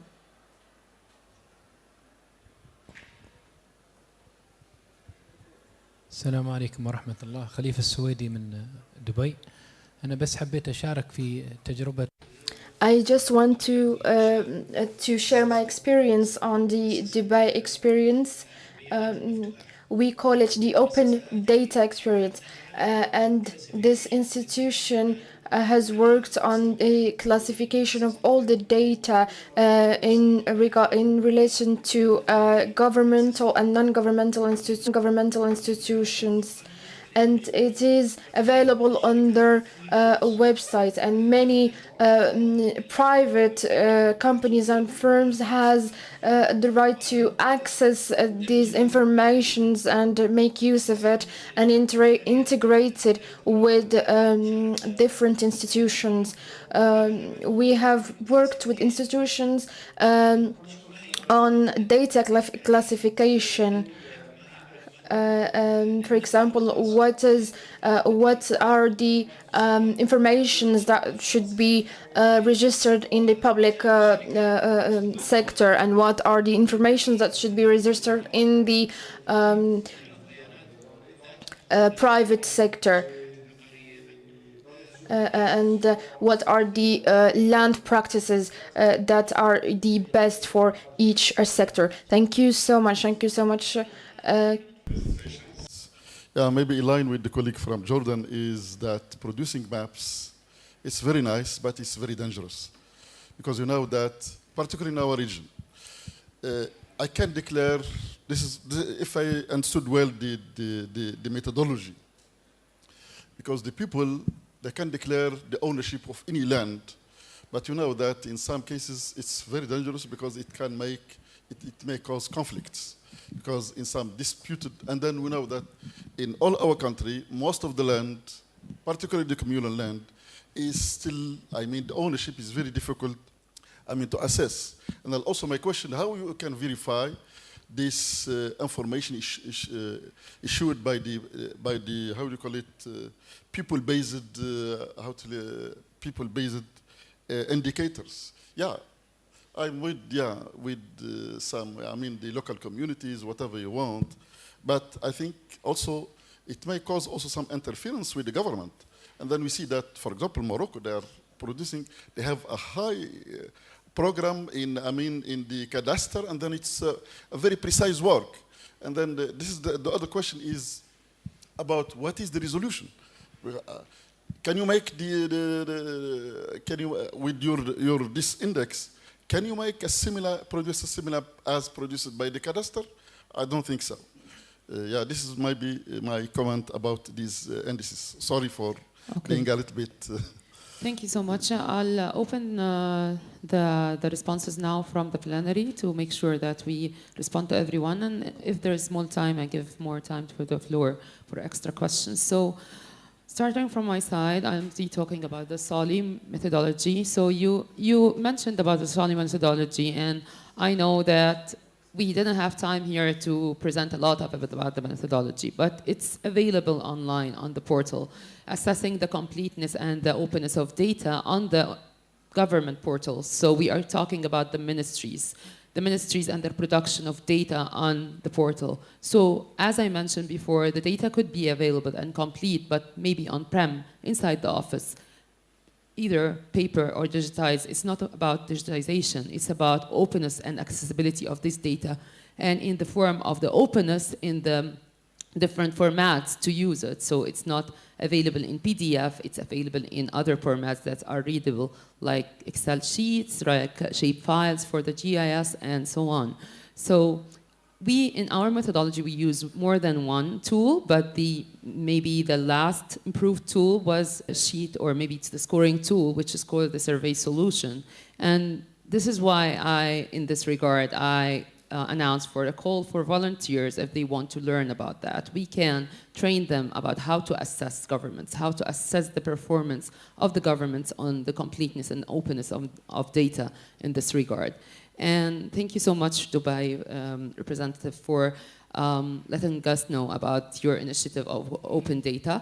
When I was presenting Tunisia and Morocco, they already have an open data policy, and it's also interrelated with the legal framework because there is a law for the access to information. But I need to learn more about that. If you followed my presentation, in the dashboard for the scoring for the indices of the SOLI index, we just have now 4 countries in the Arab region. So it's a good example if we have a best practice from Dubai to just present to the region. We have a gap in that, and maybe we can learn from one of the sister countries in the region. So yeah, this is I hope you can, we can appreciate this invitation if we can learn more about that. Thank you so much. I'll pass to Shahd. Thanks, Dina. I will just reply to the question of maps and the conflicts that might be arise. This is very well known for us, especially in a region where you have the tribes fighting sometimes for 1 centimeter of land. And this is the reason where you look at the legends, there is a layer that it says, is it documented, is it recognized by the government, or is it what the community is saying about their territory? So the idea is that we are not putting this map to draft borders to decline ownership. It's to show the biodiversity, the type of land use, the practices in there, and the resources on the land, and also the carbon print in that area. And I think my colleague Dina commented well on Dubai, but just adding to that, I think Dubai is the pioneer when it comes to having a systemized open data sources that are accessible by everyone. And I would like to know if there is any ideas from experience how this would applicate to open sources data that tackles people produced data, and the innovative ways that could be integrated to use these data in a meaningful way, especially for advocacy and for knowledge and for research. Thank you. Thanks. Maybe to add a bit to what Shad said, and then the questions about scoring and indices and the value these bring versus the risk. I agree, and I think we're pointing at something really important, which is that these numbers and these monitoring initiatives, they can be sensitive, they can be provocative, they can be uncomfortable. They can also obscure a lot of important details, right? So when we look at, I mean, we know the limitations of indices and the way that they work, right? A global poverty index, that number doesn't tell you much unless you unpack it. A global land governance index score at the national level doesn't tell you much until you unpack it. Sure, there have been moments when we got back a global number from Guatemala that was 40, 38, And that caught our attention. You know, wow, Guatemala is meeting about a third of the parameters on all of the indicators we put in Landex for good land governance. So it's not to say the numbers are meaningless, they're not, right? We built them against methodologies that are sound, right? These are things we would like to be happening. But of course, they're global, and in that sense, they're covering a vast amount of territory and obscuring often what the strengths might be, what the gains might be, and what the weaknesses are. So we, as I said in my presentation, the national Landex score, the global Landex index, we use it very seldomly because it's very limited in what it can tell us about a national context. And because they're global indicators, it's impossible that they're capturing the nuances of land governance in a specific country, right? We could have added indicators about religious land or land restitution in the conflict in Colombia. We could add indicators that are specific to Jordan, right? But what we were doing here was trying to build global indicators that would give a sense of the global situation. So when you build a global index, the sacrifice is that nuance. And you build that in later, right? But there are reasons why we have global indicators. There are reasons that we monitor these global standards of good governance. And I think there are reasons why we should engage critically with that data when a score does raise eyebrows or doesn't seem right, right? If that score seems low, we go in and understand what was being asked and where did the country not meet those parameters. Maybe we disagree with the questions that were asked, or maybe we disagree with the measurements that are there. So you have to engage with the data. And what we do now, we come up with these indicator scores, then we go directly back to the members, and we validate them. Do these make sense? We put them all out on the table. Do we agree with what this is saying and how it's depicting land governance? Do you feel seen? Does your experience feel reflected? And then the members use those data. Not all of them, 33 indicators is way too much for anyone to digest, but maybe 2 of these are really useful in the data work that they're doing, and they would elaborate these. Excuse me, we have 5 minutes. Because Okay, the lunch has been served, please. If I can say that, so landmark, the maps, of course, are also extremely political and sensitive, and putting yourself on a map can bring threats in the way that it can also bring protection and visibility, right? So Eva? Landmark is working with data that has been uploaded. It's an aggregate platform, and this data is being collected and volunteered, often by governments, onto the platform in order to show a situation. But there too, no data is untouchable, right? And it usually needs to lead to a discussion. Thanks. Yeah. Just small thing. I have. Please in Arabic. بالعربي. Okay. Je vais trouver les mots. نستدعاكم للغد. We are calling you for tomorrow. We are holding a session by Nelga, North Africa. And I forgot to present myself. I'm a university professor in the University of Manar, Tunisia. Tomorrow at 8 o'clock in the morning. Information is important for the academia in order to verify on the ground. Students could make the verification, and they could also use, with the supervisors could select which is the most important indicators in order to be applicable in the country. So we cannot, or the students could use the developmental information which come from a global index for doing their individual or for their micro level information and approaches. So thanks. Thank you. Another very last information for you. Who's reporting, which countries from the Arab region are reporting on the SDGs this year? So they are just Jordan, Iraq, Palestine, and Qatar. Do you see now the benefit of collaboration for data, to have more data to report for the SDGs? This is the goal of the session. So I would also repeat and enforce you to maybe open be open to reach us out for collaboration as researchers, as volunteers on all levels for assessing governments, for working with the people-centered data and with ILC members also, even if you're not a member country, but you can contribute as well. Thank you so much. Dubai website is called Dubai Pulse, and Mr. Khalif is encouraging everyone to have this experience. Thank you so much. Thank you so much.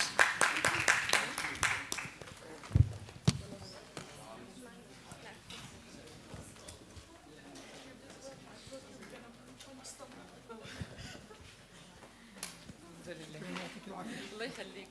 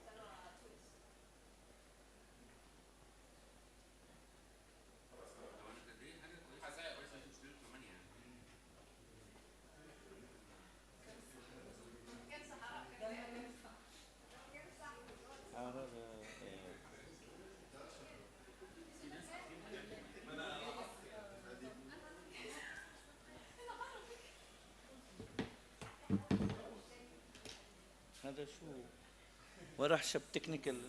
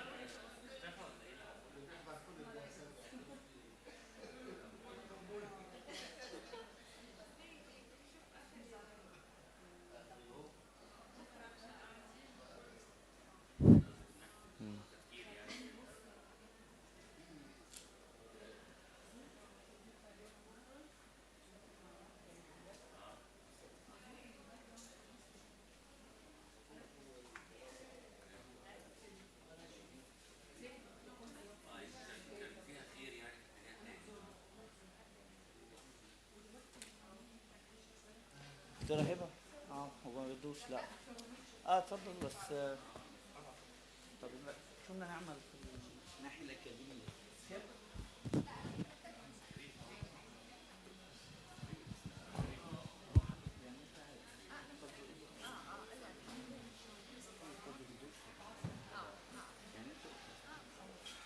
يعني احكي عن الموضوع فراح اقدمك محل موحة خلاص بتدخلي بين البراد اكاديمي خلص هذا يلا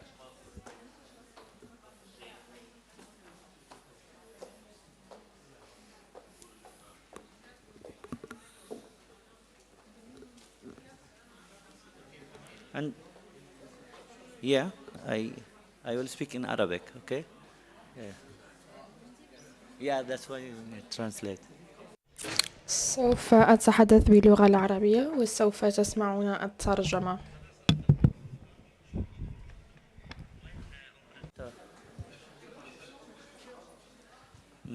Ombretta I think yeah but Ombretta I will speak in Arabic okay that's me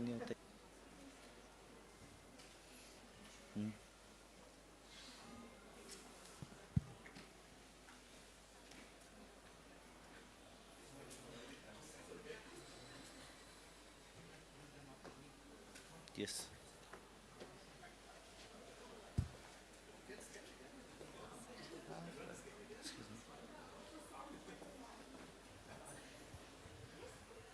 I think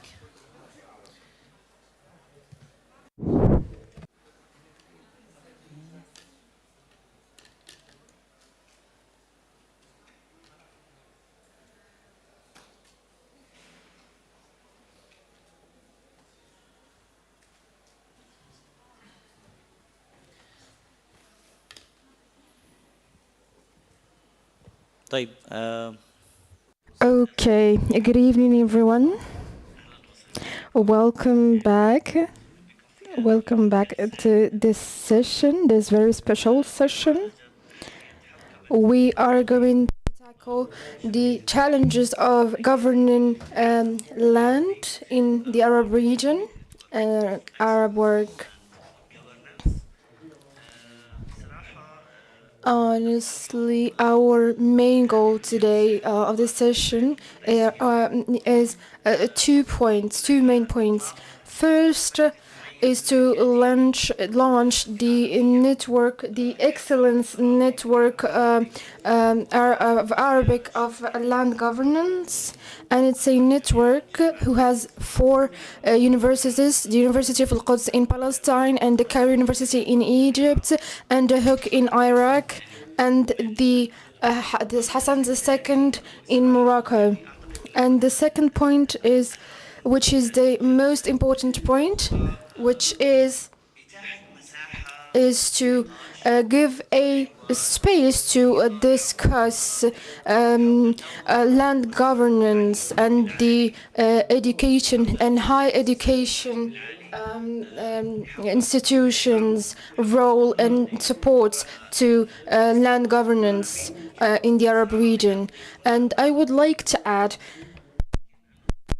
something, which is we need to reflect and to rethink about the university's role and the educational institutions' role. What is the role of universities in this process? Can you please show the presentation?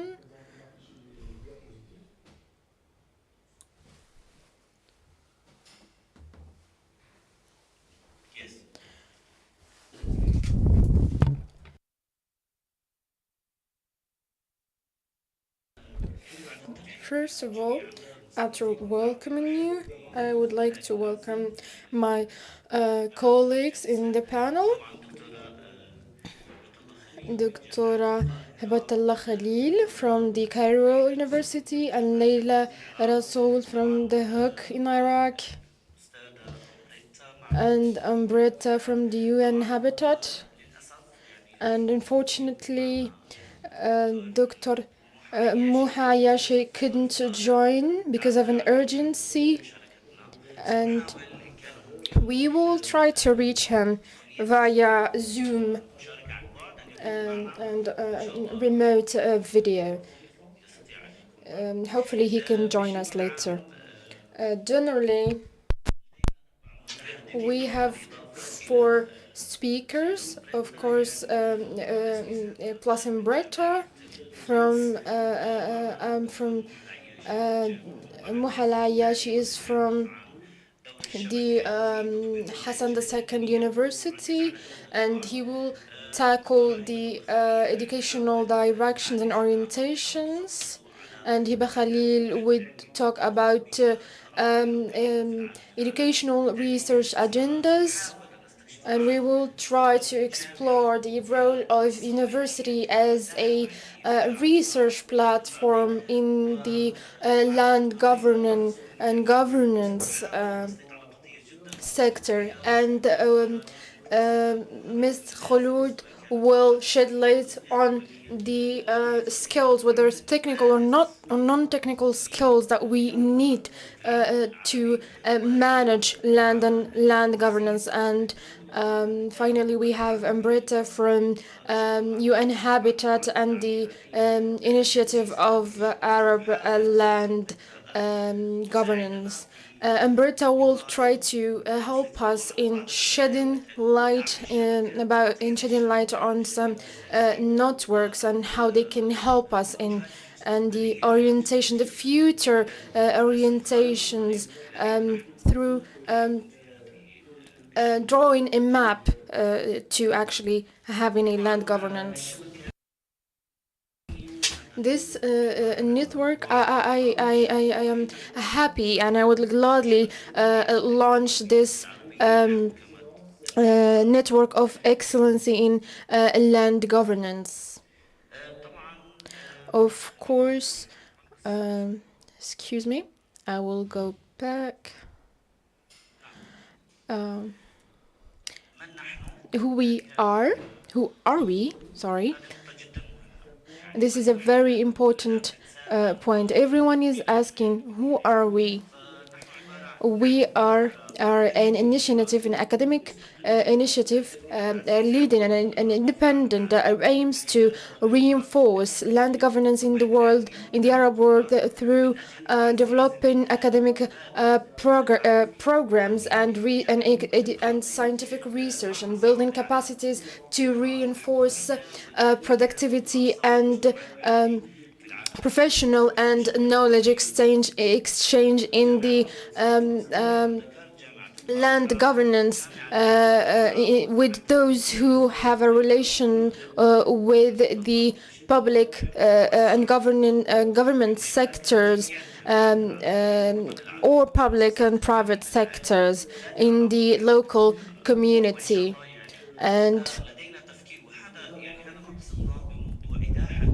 And this is what we meant by we are offering a space to discuss and how can we join this network. We have a vision to expand worldwide.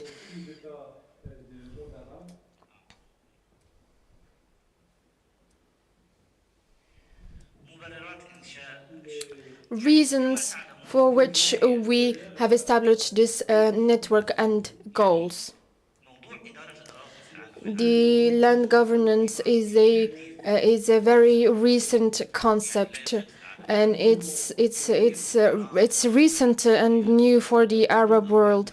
The land governance, as far as I know, there is only 3 research about this concept, and other than that, there's only relating topics like economic and law. And we need to develop a discipline about land governance. Mainly, this network has been established in a very critical time. There is a very complex challenges where there is no possession and there is the regression of rural lands, etc. And institutions relating to this field are suffering from governing these lands because of lack of coordination and conflict of conflicts of interest, and that's why we need to develop a plan, including research, to reinforce the role of universities in governing lands through focusing on many aspects. First, to design and develop educational programs and training programs to help different sectors in the Arab region and when it comes to land governance. Second, we need to develop training programs that is specified to building capacities that are needed for land governance, governing in an efficient way. Three, we need to promote and support in programming, developing activities and research, applicable research activities that treat and tackles these challenges. And now we will move to shed light on every aspect, and we will start with developing programs, developing academic programs, and Hiba Khalil will talk to us about this. There is two parts in this presentation. It is the first part about the academic aspect, and the second is about the scientific research aspect. Good evening. We know that this is the end of the day, and we want to know people's feedback about this discussion and the things we are thinking about and the things we have done and our background and the network of excellence in land governance in Africa. And as Hassan II Institute has the leadership and our His Majesty the King has initiated the initiative since 2017. We have done many activities, and that's why we thought, why don't we have a network like this in the Arab region? So we thought about doing programs, training programs, short training programs about the land governance, and I think 3 or 4 promotions have completed this training about the challenges and potentials and the university's role in governing lands. Should we have a master's degree or undergrad programs or a bachelor's degree? Should it be a it's like a scope and study about the requirements that we need to give scholarships to students to join the Hassan II Institute. And based on this experience in Morocco, we want to have more experiences in other universities, in other countries in the Arab region, in a way that we can educate and train people in this field Um,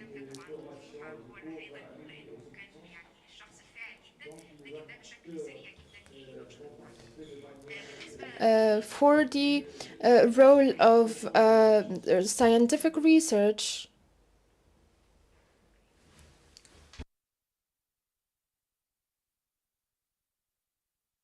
the role of scientific research in activities in Egypt, we have decided to start doing scoping studies with Dr. Dua to actually define what is the scientific research agenda in land governance in the Arab region. What is the common points and the successful stories that we need to actually do again and again in every country, where every city has their needs, and we need to have this experience and expertise, and we need to hire these expertise to according to these cities' needs.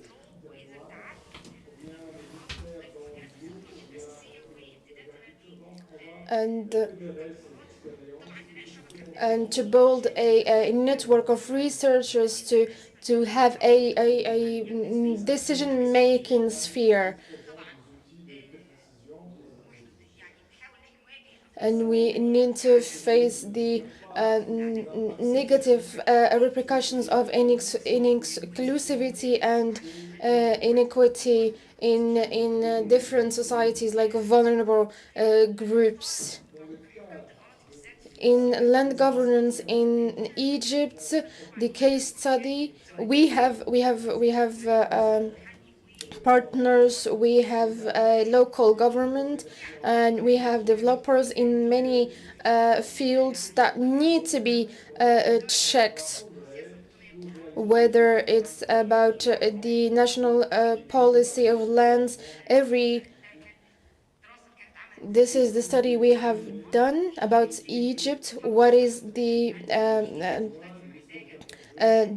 interest of the different beneficiaries? What is the what are the requirements for the academic training and education and research? Um,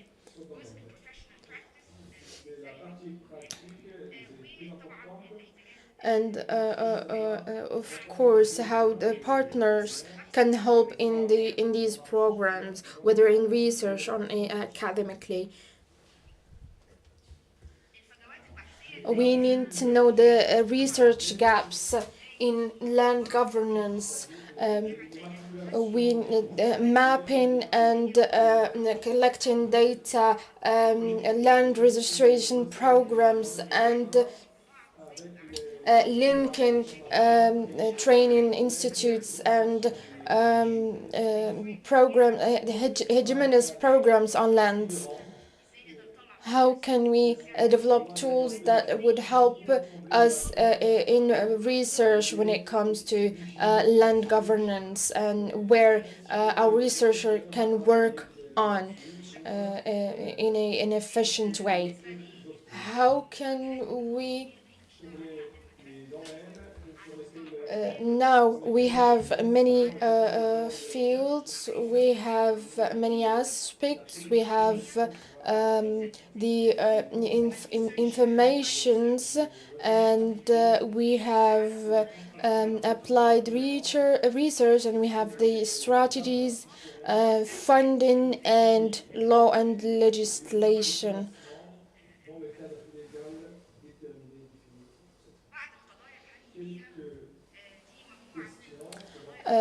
This is a group of cases we have worked on. This list is very recent. This is a collaboration with some institutes in the academic research. This is a list of the things we can work on, and the list will be longer and longer with time, and there will be a detailing in the list. In different sessions, people speak about each country has its own needs and its own specificities and its own problems. So this diversity and differences should be taken into consideration. Thank you. Thank you very much, Dr. Hiba, for this presentation. First of all, I think the academic programs are very important. We have two programs in the Arab world, one in the Hassan II Institute and one in the Al-Quds University. About land governance, and we have 25 students that are the first promotion, and there is a diversity. We have 12 students from engineering and 7 students from law and many students from economics and others from geography. So this is the question was in the first session and lecture. What do you think the university would add as an added value for you? And all of them came with 10 years of experience. And this question was not clear for many students, but after discussion and they knew what he means. They said, I am good in design. The student would say, I am good in design, but I'm not good in the legal aspect. I'm not good in law. So each student is feeling their shortcomings and the lack of knowledge of other aspects, and that's why it's important to have an academic framework to actually learn different aspects about land governance. Do we need academic programs in the bachelor or PhD or master's degree, or we need more training programs? The second point that the doctor mentioned which is to have and establish research collaborations. We have participated in a workshop, thank you, in the Hassan II Institute. There is this school in the Netherlands, and it is a collaboration between this university with a firm, a society, and this is very important. Can we do this? Can we have a collaboration with someone or an institution as big as this cadastry office? We need to reintroduce the concept of university and the role of a university and the importance of a university in land governance, and we need to have partnerships and collaborations. For the scientific research agendas, thank you, Dua, thank you, Dr. Hassan, thank you, Amrita, thank you, Dr. Hiba. I was lucky to work with the UTI and the UN Habitat many years ago about the capacity building in education, and one section was related to research and some gaps in research. And as I can remember, there was the land.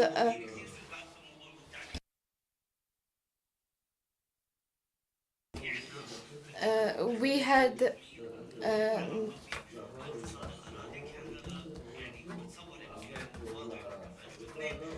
And second, we had social aspects. We had gaps in social aspects. And there is this imbalance. We don't have this balance when it comes to research and collaboration. Do we have in the Arab world, even in the regional in a regional respect, do we have collaborations in research? This is the question. And now I will move on to Leila Rasool, and she will talk to us about land administration as a career. Do we need land administration as a career? Can I work in land administration or governance or cadastry offices? And what are the requirements and skills that we should acquire to work in land governance? Please, the floor is yours.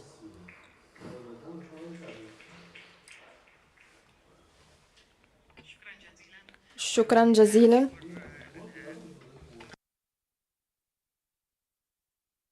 Thank you for giving me this opportunity to and host these universities like the Hook and the Quds University. Of course, after discussing the agendas that we will show you. And to continue on what my colleagues have said, Dr. Samir and Hiba, I will talk about the land administration as a career, and I will talk about two axes, which is the requirement to have a career in land governance and the university's role in providing and supporting a new generation that is capable of land management. First, I would like to introduce what is the land governance, which is the use and mapping of lands, and one of the most important requirements to have a career in this, which is a scientific knowledge and technical skills.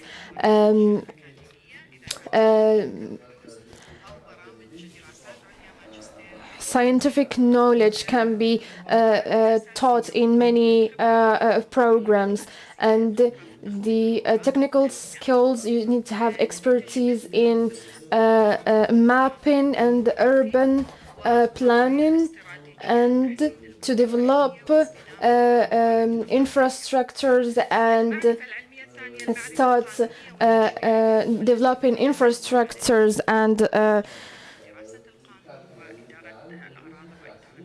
natural resources. And the requirements is to understand the land property and the legal implications surrounding this field. And one of the skills that should be a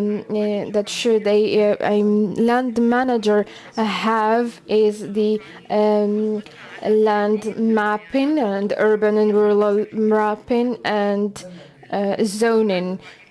These skills and also administrative and legislative skills. Negotiation, to be able to negotiate with governmental departments and to manage and govern lands, and to be aware of the new AI technologies and be able to digitally work on governing these lands. And this can be taught in many programs. We can study law in governing lands. We can study surveys in land governance. This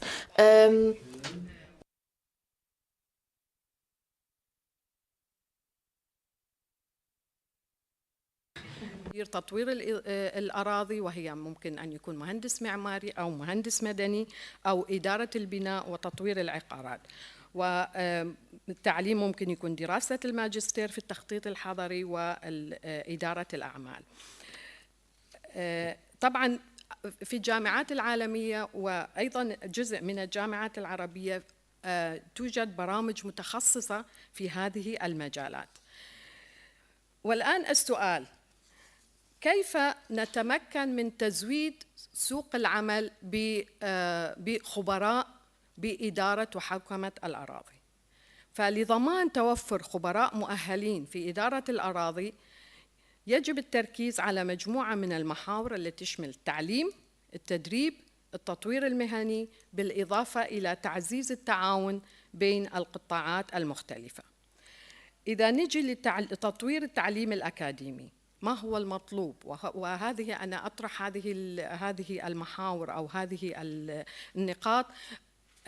أرى أنها ستكون مهمة شبكة الأكاديمية في الجامعات العربية في حوكمة الأراضي.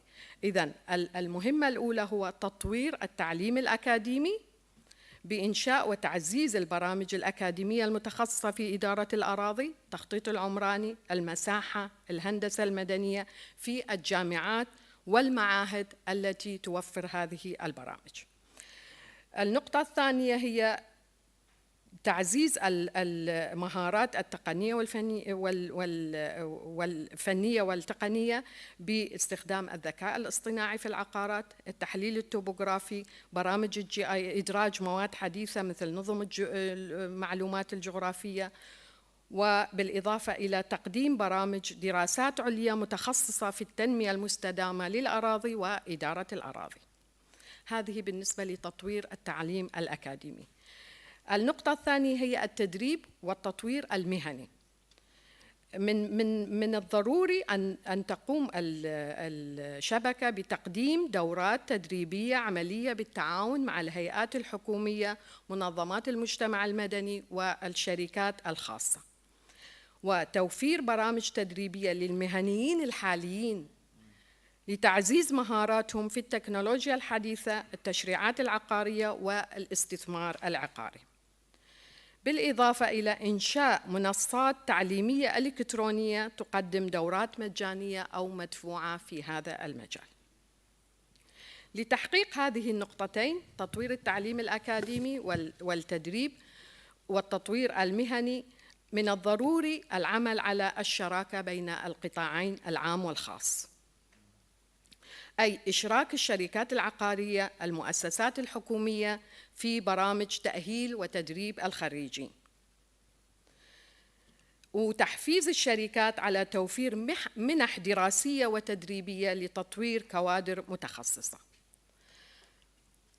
النقطة الأخرى والتي توجه إلى الحكومات وهي تحديث التشريعات والسياسات، وضع تشريعات تدعم تأهيل الخبراء وتحفز الشركات على توظيفهم، اعتماد شهادات مهنية معترف بها في سوق العمل لضمان جودة الكفاءات، تسهيل إجراءات الترخيص لمكاتب الاستشارات العقارية وإدارة الأراضي، وهذه من مهمة الشبكة أن تعمل بالتواصل مع الحكومات المحلية لتحديث التشريعات والسياسات المطلوبة لدعم مهنة الأراضي. نقطة أخرى مهمة هي تعزيز البحث والابتكار، دعم الأبحاث العلمية حول التخطيط العمراني المستدام وإدارة الموارد الأرضية، وإنشاء مراكز بحثية متخصصة تعمل على تطوير حلول مبتكرة لمشاكل الأراضي.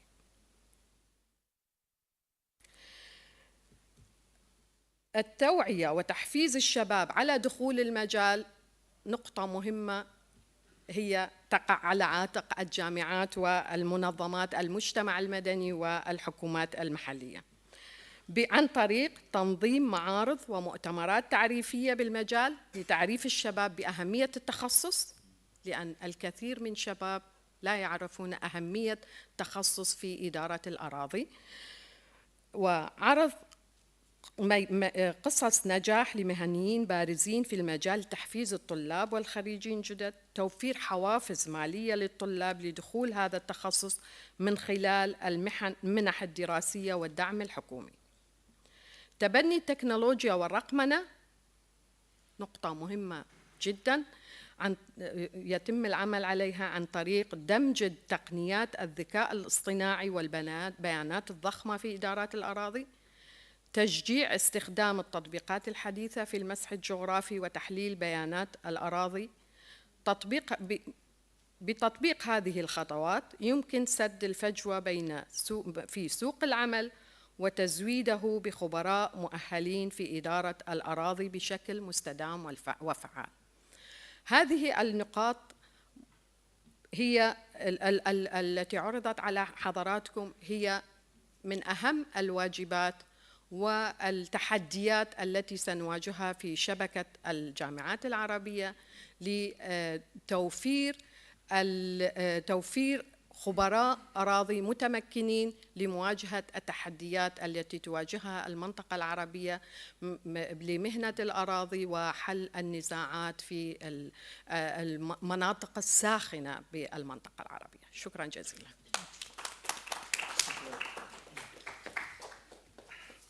شكرا دكتورة ليلى يعني على تسليط الضوء على يعني موضوع بعتبره أنا كثير جدا مهم، موضوع ليس فقط المهارات. وهنا أنا بحب أطرح هذا السؤال، يعني إدارة الأراضي كمهنة، كيف تنظر الحكومات العربية إلى إدارة الأراضي؟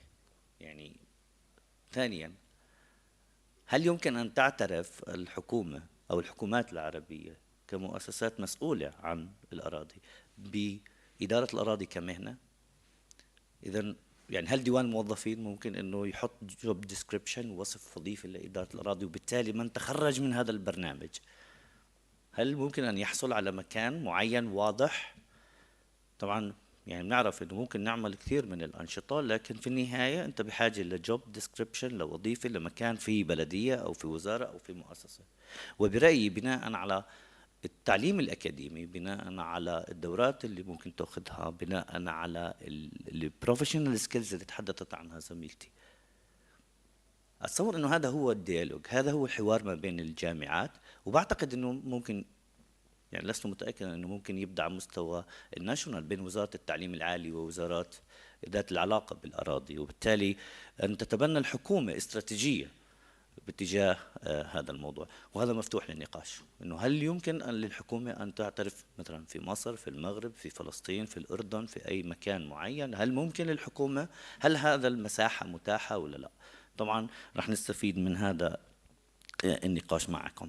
النقطه الثانيه اللي تحدث عنها زميله، وبحب انا يعني طرحت هذا السؤال في ورشة العمل في معهد الحسن الثاني، ولكن بصراحة يقلقني هذا الموضوع، موضوع ال AI وموضوع البيج داتا وموضوع التقنيات، ونتحدث عن التقنيات. لكن هنا السؤال، هل يستطيع الطاقم الحالي الممارس لإدارة الأراضي أن يواكب الثورة التكنولوجية في البيانات؟ وسؤالي هو أكثر يعني، هل يمكن أن نشهد بعد 10 سنوات امتلاك عدد قليل من الشركات للبيانات والبرمجيات ذات العلاقة، نتيجة أن الطاقم اللي عندنا غير قادر على التعامل مع هذا التزايد، خلينا نسميه التكنولوجي، والبيانات الضخمة في التعامل بالذات في موضوع إدارة الأراضي؟ كمان هذا سؤال يعني ممكن يتم نقاشه. والآن ننتقل للسيدة أمبريتا. يعني بصراحة thank you Umbretta for your joining us here in the session, and also thank you for your support to establish this network. سيدة أمبريتا ستحاول أن تسلط الضوء على موضوع الدعم والتأطير وخارطة الطريق للمستقبل.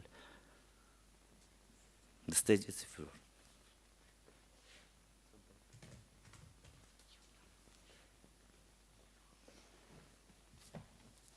Thank you, Samer, and good evening, everybody. Thank you for enduring until this time of the evening, and it's really a pleasure for me to be in this event. Thanks for having me. First of all, yeah, I'm really pleased that we are launching this network, or that you are launching with this network, that we really think is very important. I'm coordinating the Arab Land Initiative, and this was established about 10 years ago with the specific objective actually to develop the capacities in the Arab region to manage land. And the idea is exactly to build the capacities at the regional level through the institutions that are existing and that they are sustainable. And that's why, in our view, clearly the institutions that are more sustainably developing the capacities are the universities. So it's really important for us.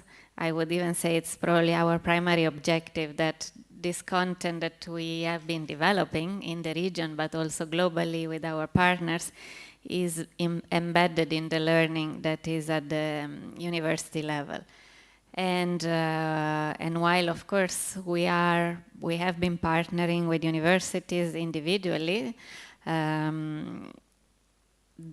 if universities have a system to share knowledge and build on each other's capacities, that obviously will maximize effort.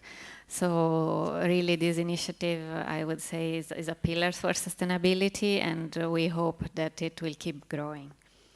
In terms of what do we know, what do we learn that is key for this network and the university to focus on, this I will build actually on a regional research that we have been doing with the UTI. Was led by Doha, but many of us worked on it. Of course, Samer, Ahmed, Heba, Dina, a number of other people who are not here now. So this, we mapped nearly, I think, 300, more than 300 courses offered in the region related to land. And we assessed what type of content is already being taught and what are the gaps. And while actually there is quite a lot going on in terms of land use planning and land development, there is a gap in terms of land rights, land and property related disputes resolution, all the aspects of the justice sector, and land valuation and land taxation. This is an area where in the Arab region there is very little. Also, there is very little going on at the country level, with some exception in some of the Gulf countries. And of course, there are countries advancing on this, including Jordan and others, but traditionally has been quite weak. So we feel that these are the areas where perhaps there is need to share more knowledge. One of the aspects that we think, another one, sorry, just to finish on what more and else need to be taught, is the aspects of dealing with housing and housing, land and property rights in crisis. Because this is an area what generally is not taught very well in the world. A lot of the learning is happening at the level of practitioners among, development or humanitarian organizations. But many of us that work on this sector actually come from a very different educational background. And when we see the young professionals coming in that sector, they really come green. And this is an area where globally there is a lot of work because of the climate-related displacement, the conflict-related displacement, and definitely in the region, there is really, if we build on your remarks on employability and job opportunities, there is a huge scope, and where also governments will be interested in having people who know how to deal with the land and housing rights and land and housing needs of people being migrant or just displaced or people moving for different reasons, including forced displacement. One aspect that the Arab Land Initiative is quite keen on, and this is one of our key values, is really building the local knowledge. We saw that, especially in land governance, but in other sectors as well, the research coming from international experts or foreigners has dominated quite a lot the narratives, maybe for different reasons. I think there is a lot of research probably happening, but maybe remaining within the specific universities or departments, but actually knowledge that is developed at the local level is maybe not shared for others to learn on. And this is distorting a little bit the self-perception also in the governments and in local partners on what is important, what do we want, and what is good for the region. So we had a research innovation fund that was again led by the Urban Training and Studying Institute, which actually put out a number of research grants for young people interested in researching on this. And we are about to launch actually the second edition. So this will be basically a contract that goes to partners, so not to the research themselves, but that goes to partners who will manage this aspect, and these partners will then grant out the research grants. So this is something that we want also to announce. So lastly, so what are we going to do to support your just born network, like your half an hour old network? So definitely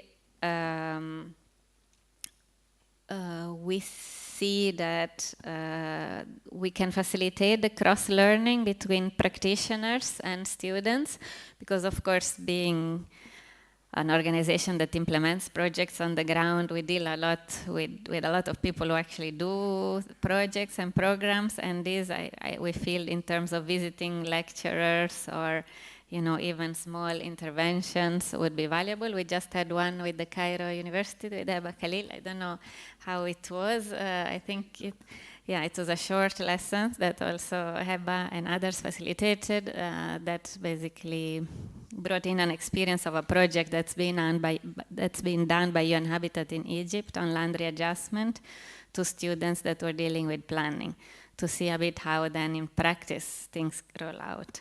And we think we can do more on that. Of course, we can also do short courses.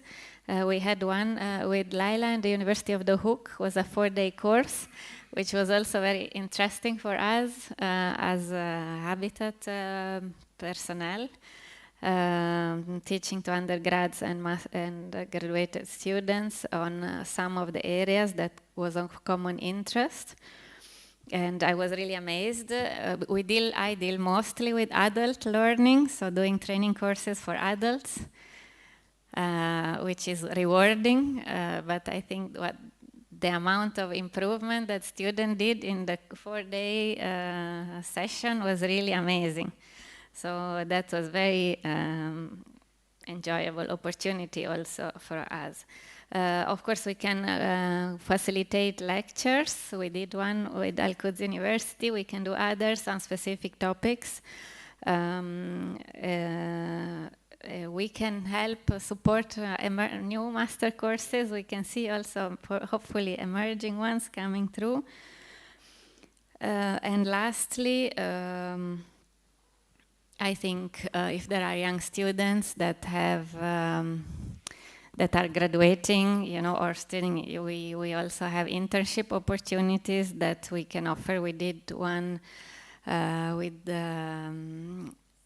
ITC with a student from Sudan, and we haven't done a lot of them, but I think is an interesting opportunity to work on different aspects of the work that we have, and that maybe can help some of the the young professionals to land a little bit in a, in a practical environment and gain some experiences. So yeah, again, just to conclude, I think this is a very promising initiative that we are really grateful you took forward, and it was really a pleasure to engage with you so far, and we look forward to do that more. And we really think it's a valuable contribution to the sustainability of the region overall. Thank you.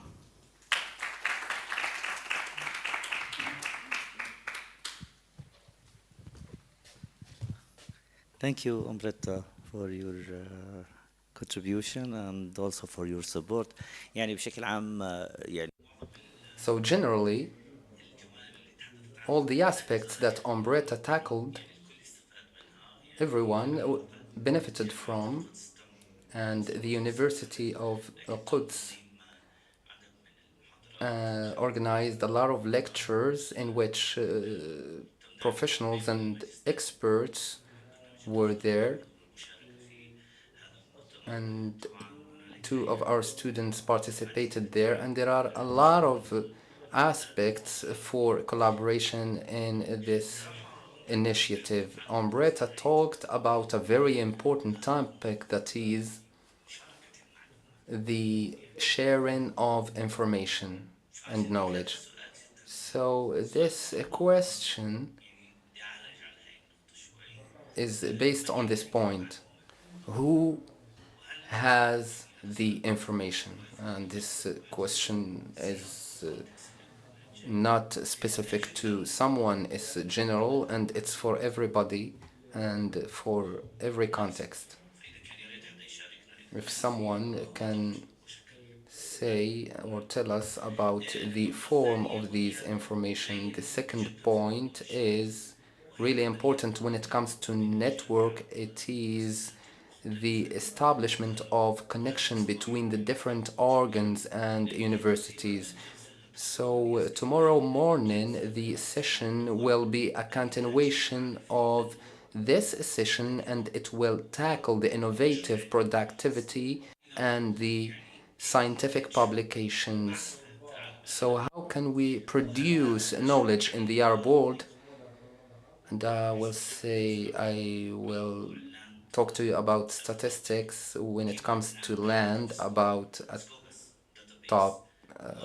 lands as a topic, and I put it in a scopus, and I wanted to see how many universities talked about this. However, I tried to put it land in the Arab world, and there is no results. Now, the question, I went to another database, a database that belongs to Arab universities, and I put land, and there is nothing that popped up. So we are producing some researches that has to do with the land, but there is no strategic orientation to organize publications. So the world doesn't know much about us. So tomorrow morning, the session will be about the production of knowledge and sharing it. I thank all the speakers for their contributions, and now we will move on to the special part of this session. The principal aim for this session is to provide a platform for dialogue, so if you have any questions, any comment, we are all ears.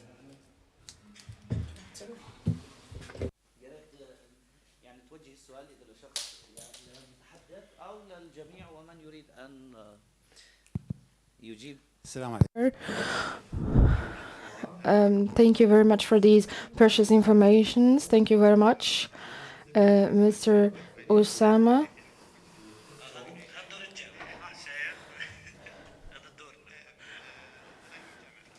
I'm from the Baghdad University.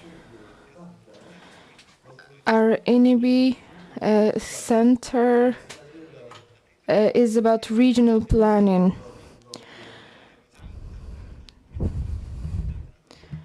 And the mic is not working. Can you tell him to check the mic, please?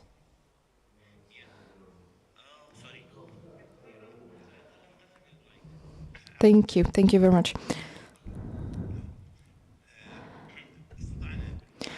We could, with the help of Shahd, can you please say again your question? It's very important.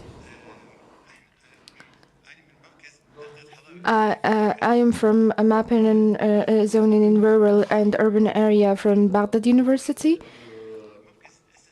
The center has been established in 1971. The center was established as a response to the government's need.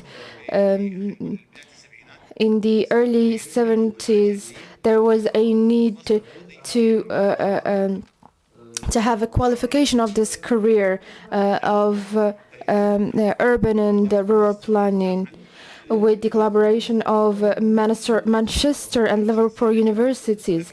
After 50 years, there's only after 50 years an accredited and an adopted qualification of this career as which is the planning, the land planning.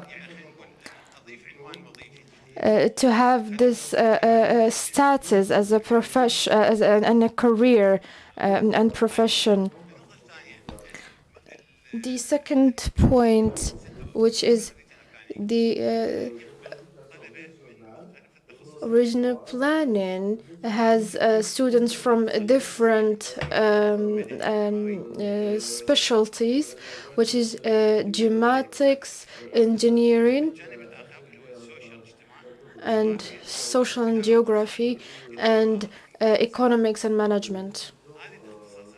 These specialties have one methodology, and is to have a urban and regional planning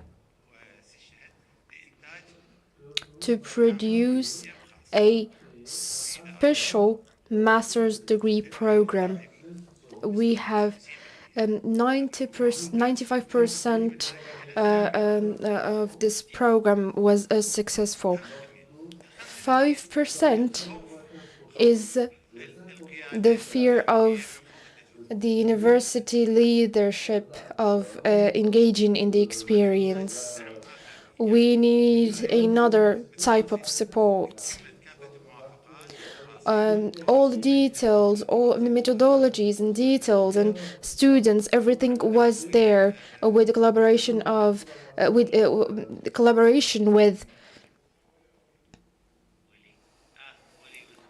Willie. We reached the point of launching the program. Where are you exactly in this program? Are you during, before, after? We are before the launch of this program. Excuse me. Thank you very much. Thank you very much to the Moroccan Kingdom for this very generous welcoming and for hosting this conference. You're always smiling. Thank you very much. I am 55 years. I had a master's years, and I had 1,000 students in the master's degree.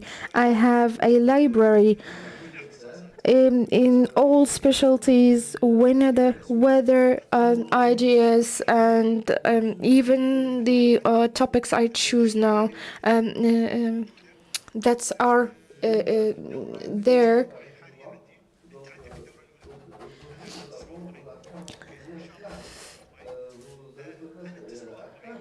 I have 49 years of experience, and I have seen that all universities have taken this orientation. The Baghdad University and the Center of Urban Planning, we are already. I said the Cairo University and the Iraq University, the Quds University. There should be a Rabat University because I have signed an accord with Rabat University.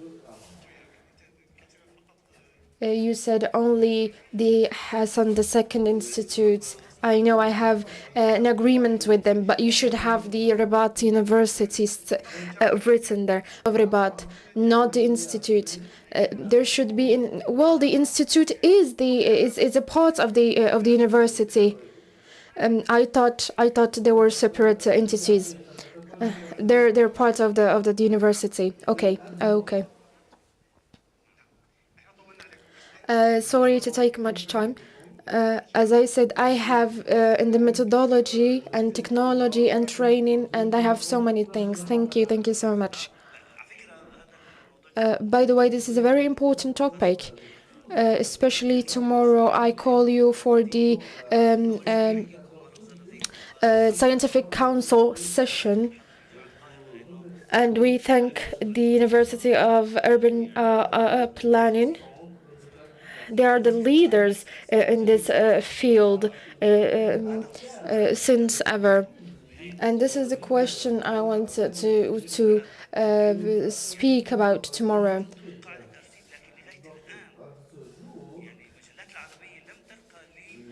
The Arab magazines have not reached the level of publishing worldwide. This is the problem.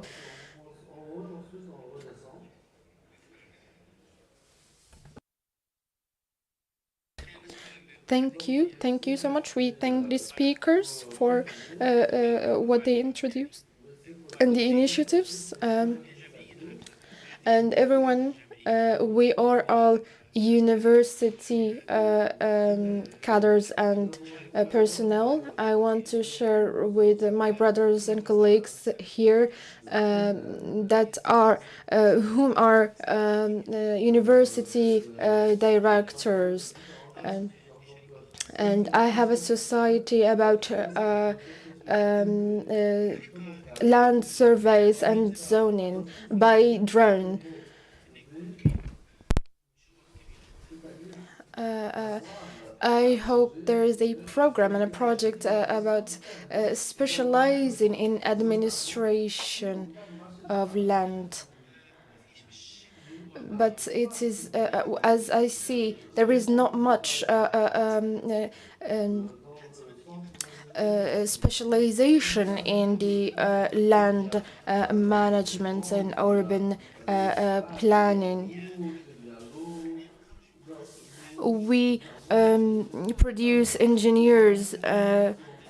If we take an engineer who's specialized in roads, when they are in the market, it's really hard to get jobs in the market.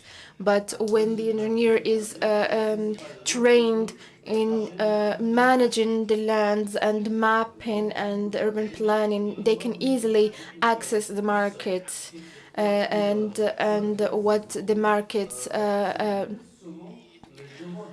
demands.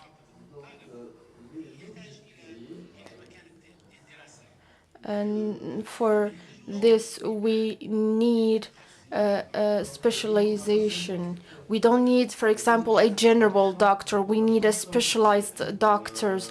We need engineers with a little bit of development, a little bit of urban planning experience and expertise, and etc. And we learned this through the years with the UN Habitat.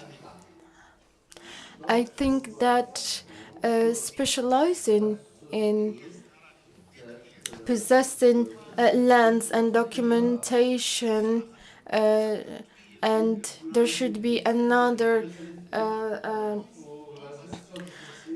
field that is specialized in urban planning and land possession. We really need this. We lack these specialties. And if you know, sharing data, I have worked in legal frameworks in Libya, in SDI Libya, and the problematic was sharing data. Who has data and who uses and shares data. There has been difficulties when it comes to privacy and home security, and there's many aspects that are very difficult to manage and control. And there must be techniques and ways to control them. I just want to thank them once more. Thank you, thank you. I do agree with you, and at the same time, I don't. I just want to ask if one of the panelists want to answer some of the questions, and then I will take more questions. If you want to comment about anything. Thank you very much about your comments. Of course, the urban planning include use land mapping. We're the Cairo University. We have been there for 40 years. Every year, more than 2,000 students that graduate from PhD from the housing department, which has the housing planning specialty.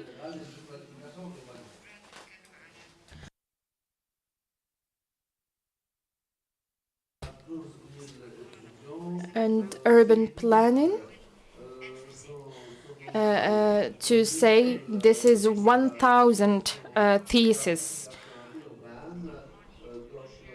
Technology and environment and social development. Does let alone other universities that has many students. We have been doing scoping studies with the recruiters or business owners. If you can, do you train people? Do you need people with certain skill sets? And will you need specialized people, or do you need someone to personally train according to your needs? Or do you need someone with a master's degree or someone with experience? We have launched this program. There is a course-based master's and not a thesis-based master's. And I want to say that the market is very big in Africa. Africa has a very great developmental action and plans. Whether in North Africa or Middle East, we need to be centers of excellence, somewhere where we produce knowledge and train people. And we need to have the group of the South, where it's a place to with the respect to everyone, where we should also be an example of development. To comment about the job description, I think this is very important. I think we can discuss it in a session. We have a job description for planning, but within planning, there is many requirements and conditions. The planning has land management, the zoning and surveys,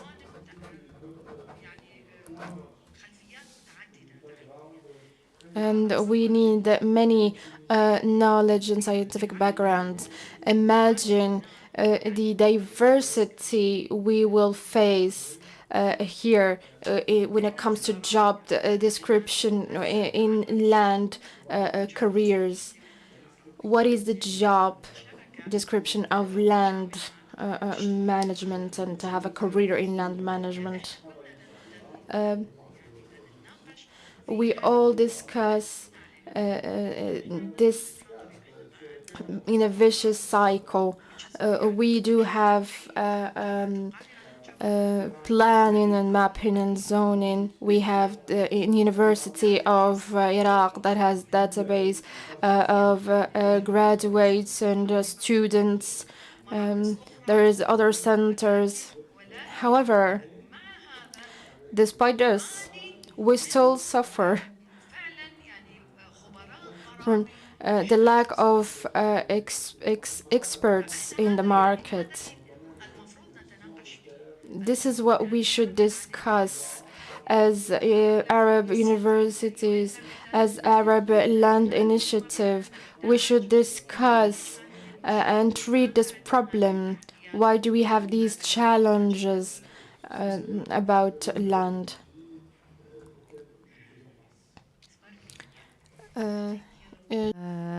Yeah, one on with the University of Baghdad.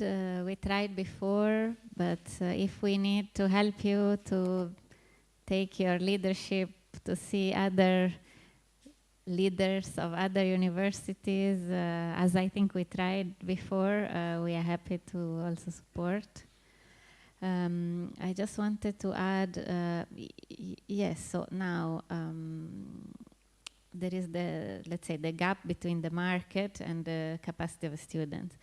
Then there is another gap that we worked a lot on, and I'm actually calling Salah to to provide some background and content on that. The gap that there is in terms of capacity between the state-of-the-art market or the new thinking and what are the practitioners doing. These are the people who have been maybe working in a specific sector of the land sector, you know, maybe surveyors or, you know, lawyers at the professional level, and that they maybe were trained 30 years ago, and you know, who don't even have email addresses, for example, and how to feed them. So actually, one of the questions that we've been asking ourselves, actually, even with Rafiq that just left, is what can we do to do this sort of training or updating of the capacity of the professionals now from the point of view of the universities. And although there are some few examples that we came across, we see that this is a gap. So one thing maybe, I mean, now I know the time is over, we don't have maybe the time to discuss, but this will be an interesting question for the university, if there could be an exchange there, because also the practitioners, of course, they could have a lot to teach the students. That could be interesting for students as well. So I don't know, Salah, if you want to say a few words about that, but otherwise, back to you, Chair. Sorry to interfere with your job. One quick response, please. An answer. One quick answer. Good evening, peace be upon you.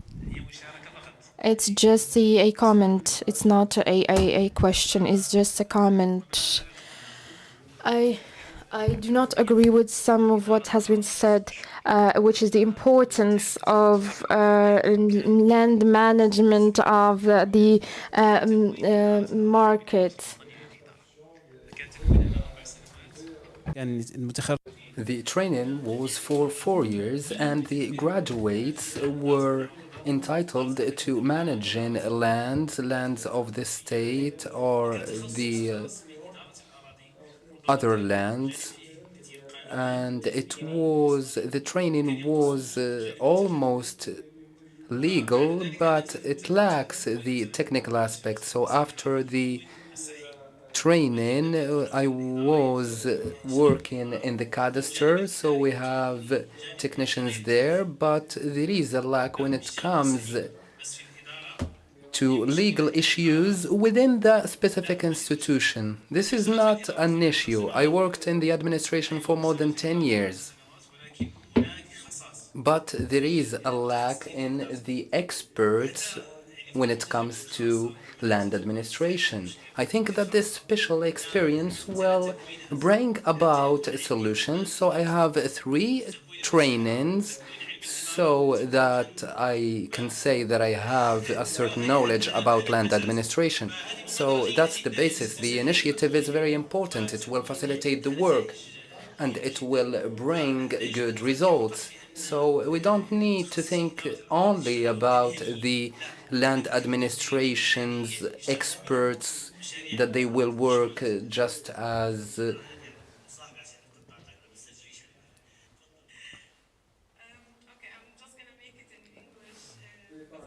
Notes already in English, and I'm going to make it short for the sake of time.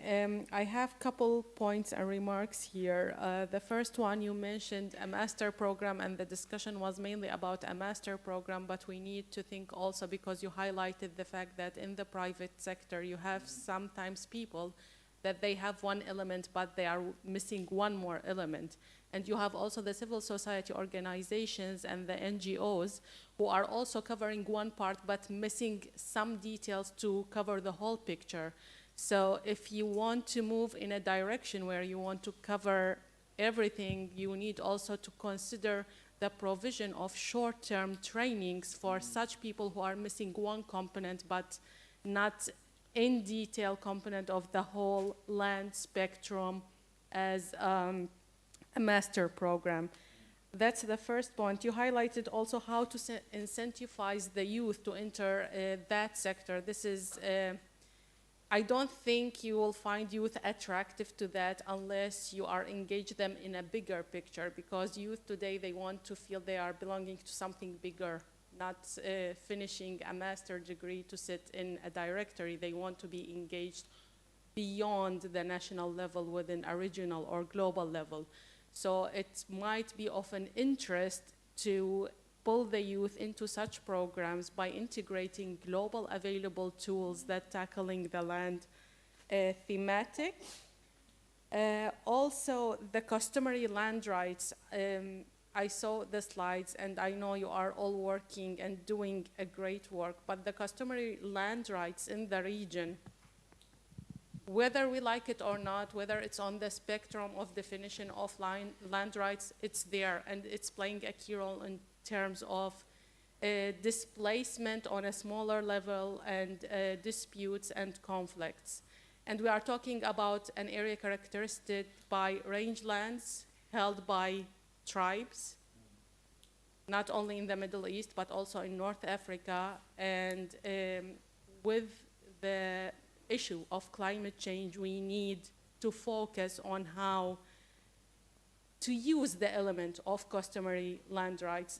It's not a bad element if it's used properly and integrated in the way that we understand how these laws are working for local communities.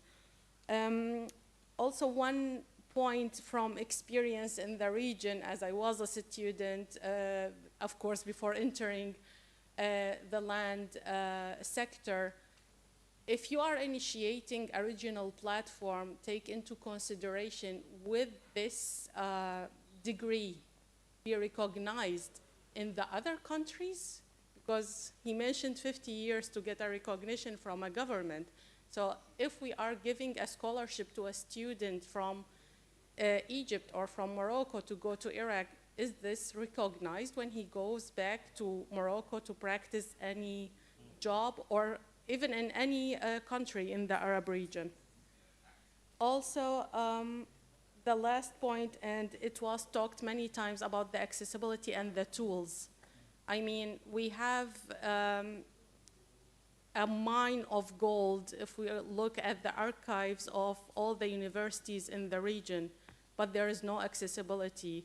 You, me, anyone who's sitting in this room, even from the university side, if they want to write a research, they need to go into the archive searching for something, or rely on materials produced by international organizations. And this is sabotaging the knowledge that we have produced over decades, and it's not used, and it's lost, especially the research that are tackling the practices on the local level.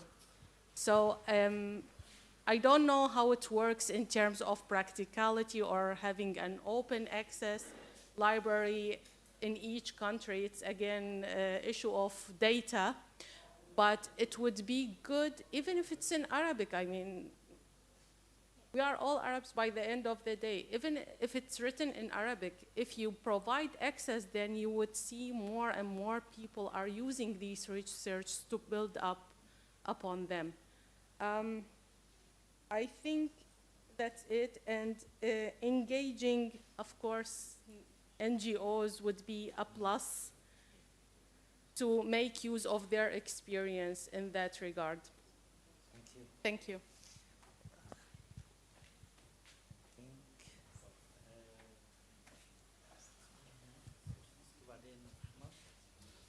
شكرا جزيلا أنا Thank you so much. I am Salah from the Center of Land Governance in Sudan.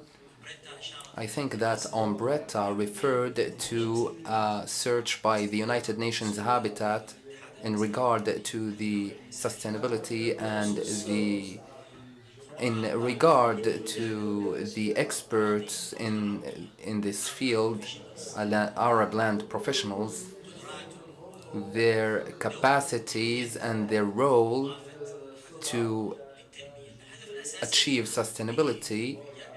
What we are doing in universities and centers of research is developing, and the question here, are we able to achieve change through university programs? And we will have students by the age of 22 that will be professionals. How many years we need to see that change? There are thousands of students sitting in the institutions of Arab lands, and no one left them to go and study a master's program and build its capacity to carry on the work. So these students are thinking about other ways. Instead of having graduates, we need to build capacities in order to achieve changement, inclusive changement on the short term. So are we going to design a program only for land administration, or are we in the need of integrating land administration within certain programs, within other programs? So training about this, and when we say that, we are referring to experts in economy who will be aware of land administration. For example, in KSA, a student will need to go to the committee of professionals.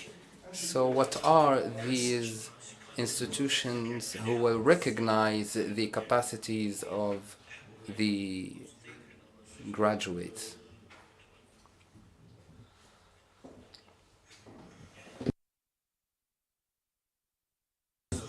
It's a recommendation more than a question about the idea of collaboration and partnership, and it is an opportunity for us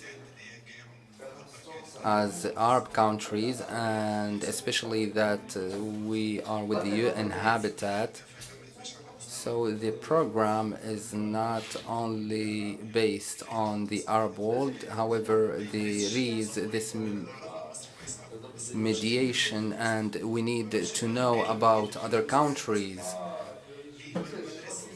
When I was studying, I had the chance to know about the system in Egypt, but not about systems in the region. There is a part that is practical, and Dr. Salah referred to that. The experts, they don't want to learn. We will bring them to teach what they learned.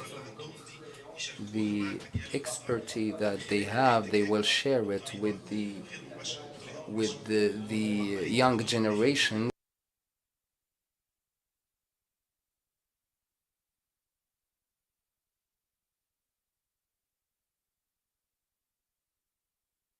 The last intervention.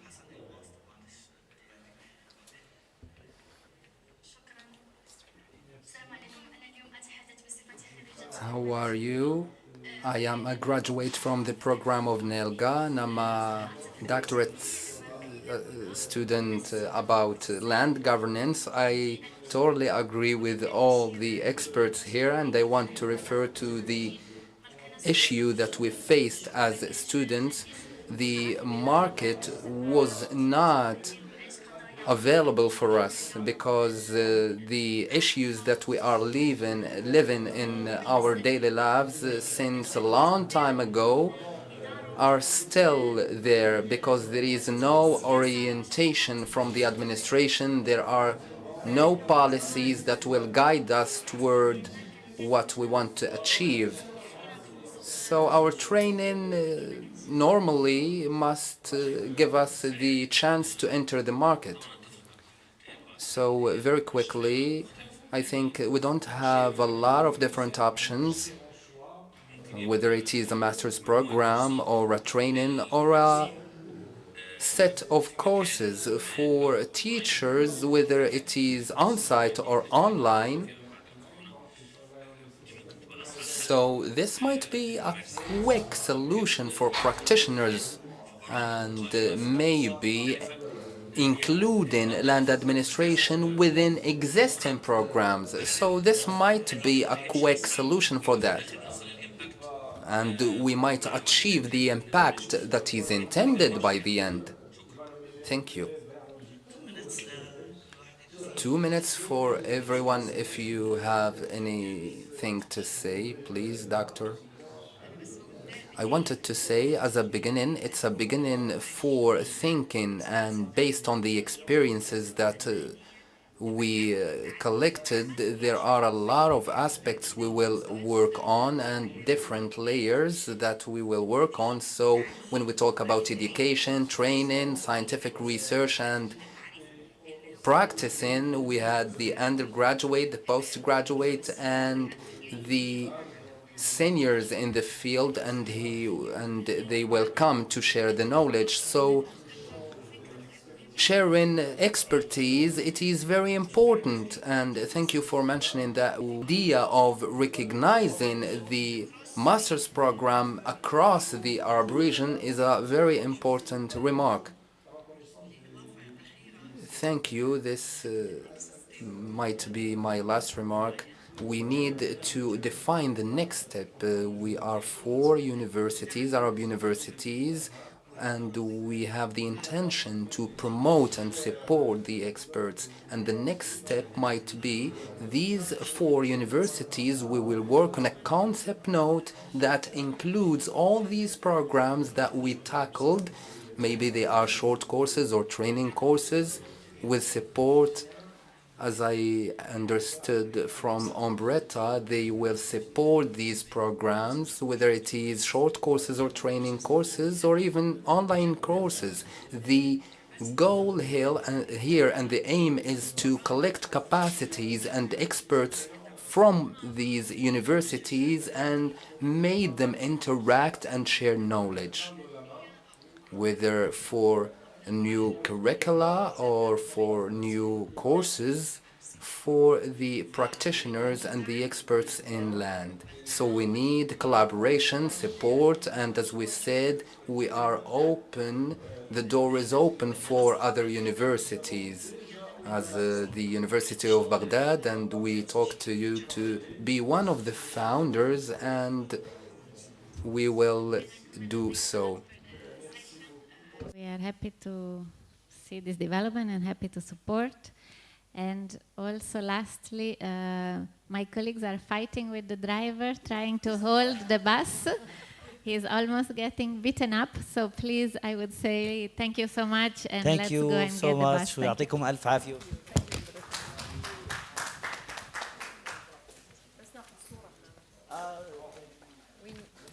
picture. Take a picture if you want. صورة فين فوق؟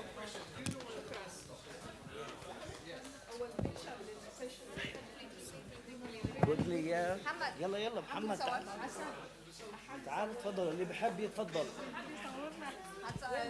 بسرعة لا لا صورنا تقى يلا تعال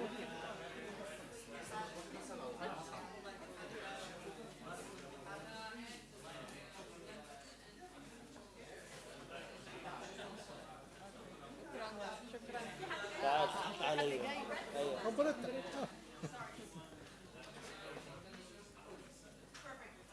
Thank you so much. تعالي خليكي يا تقى. Thank you. يعني تعالي هبة عشان تعالي ليلى تعالي تعالي ما نقدرش نحكي لها تعالي يلا ادخلي يلا تعالي يلا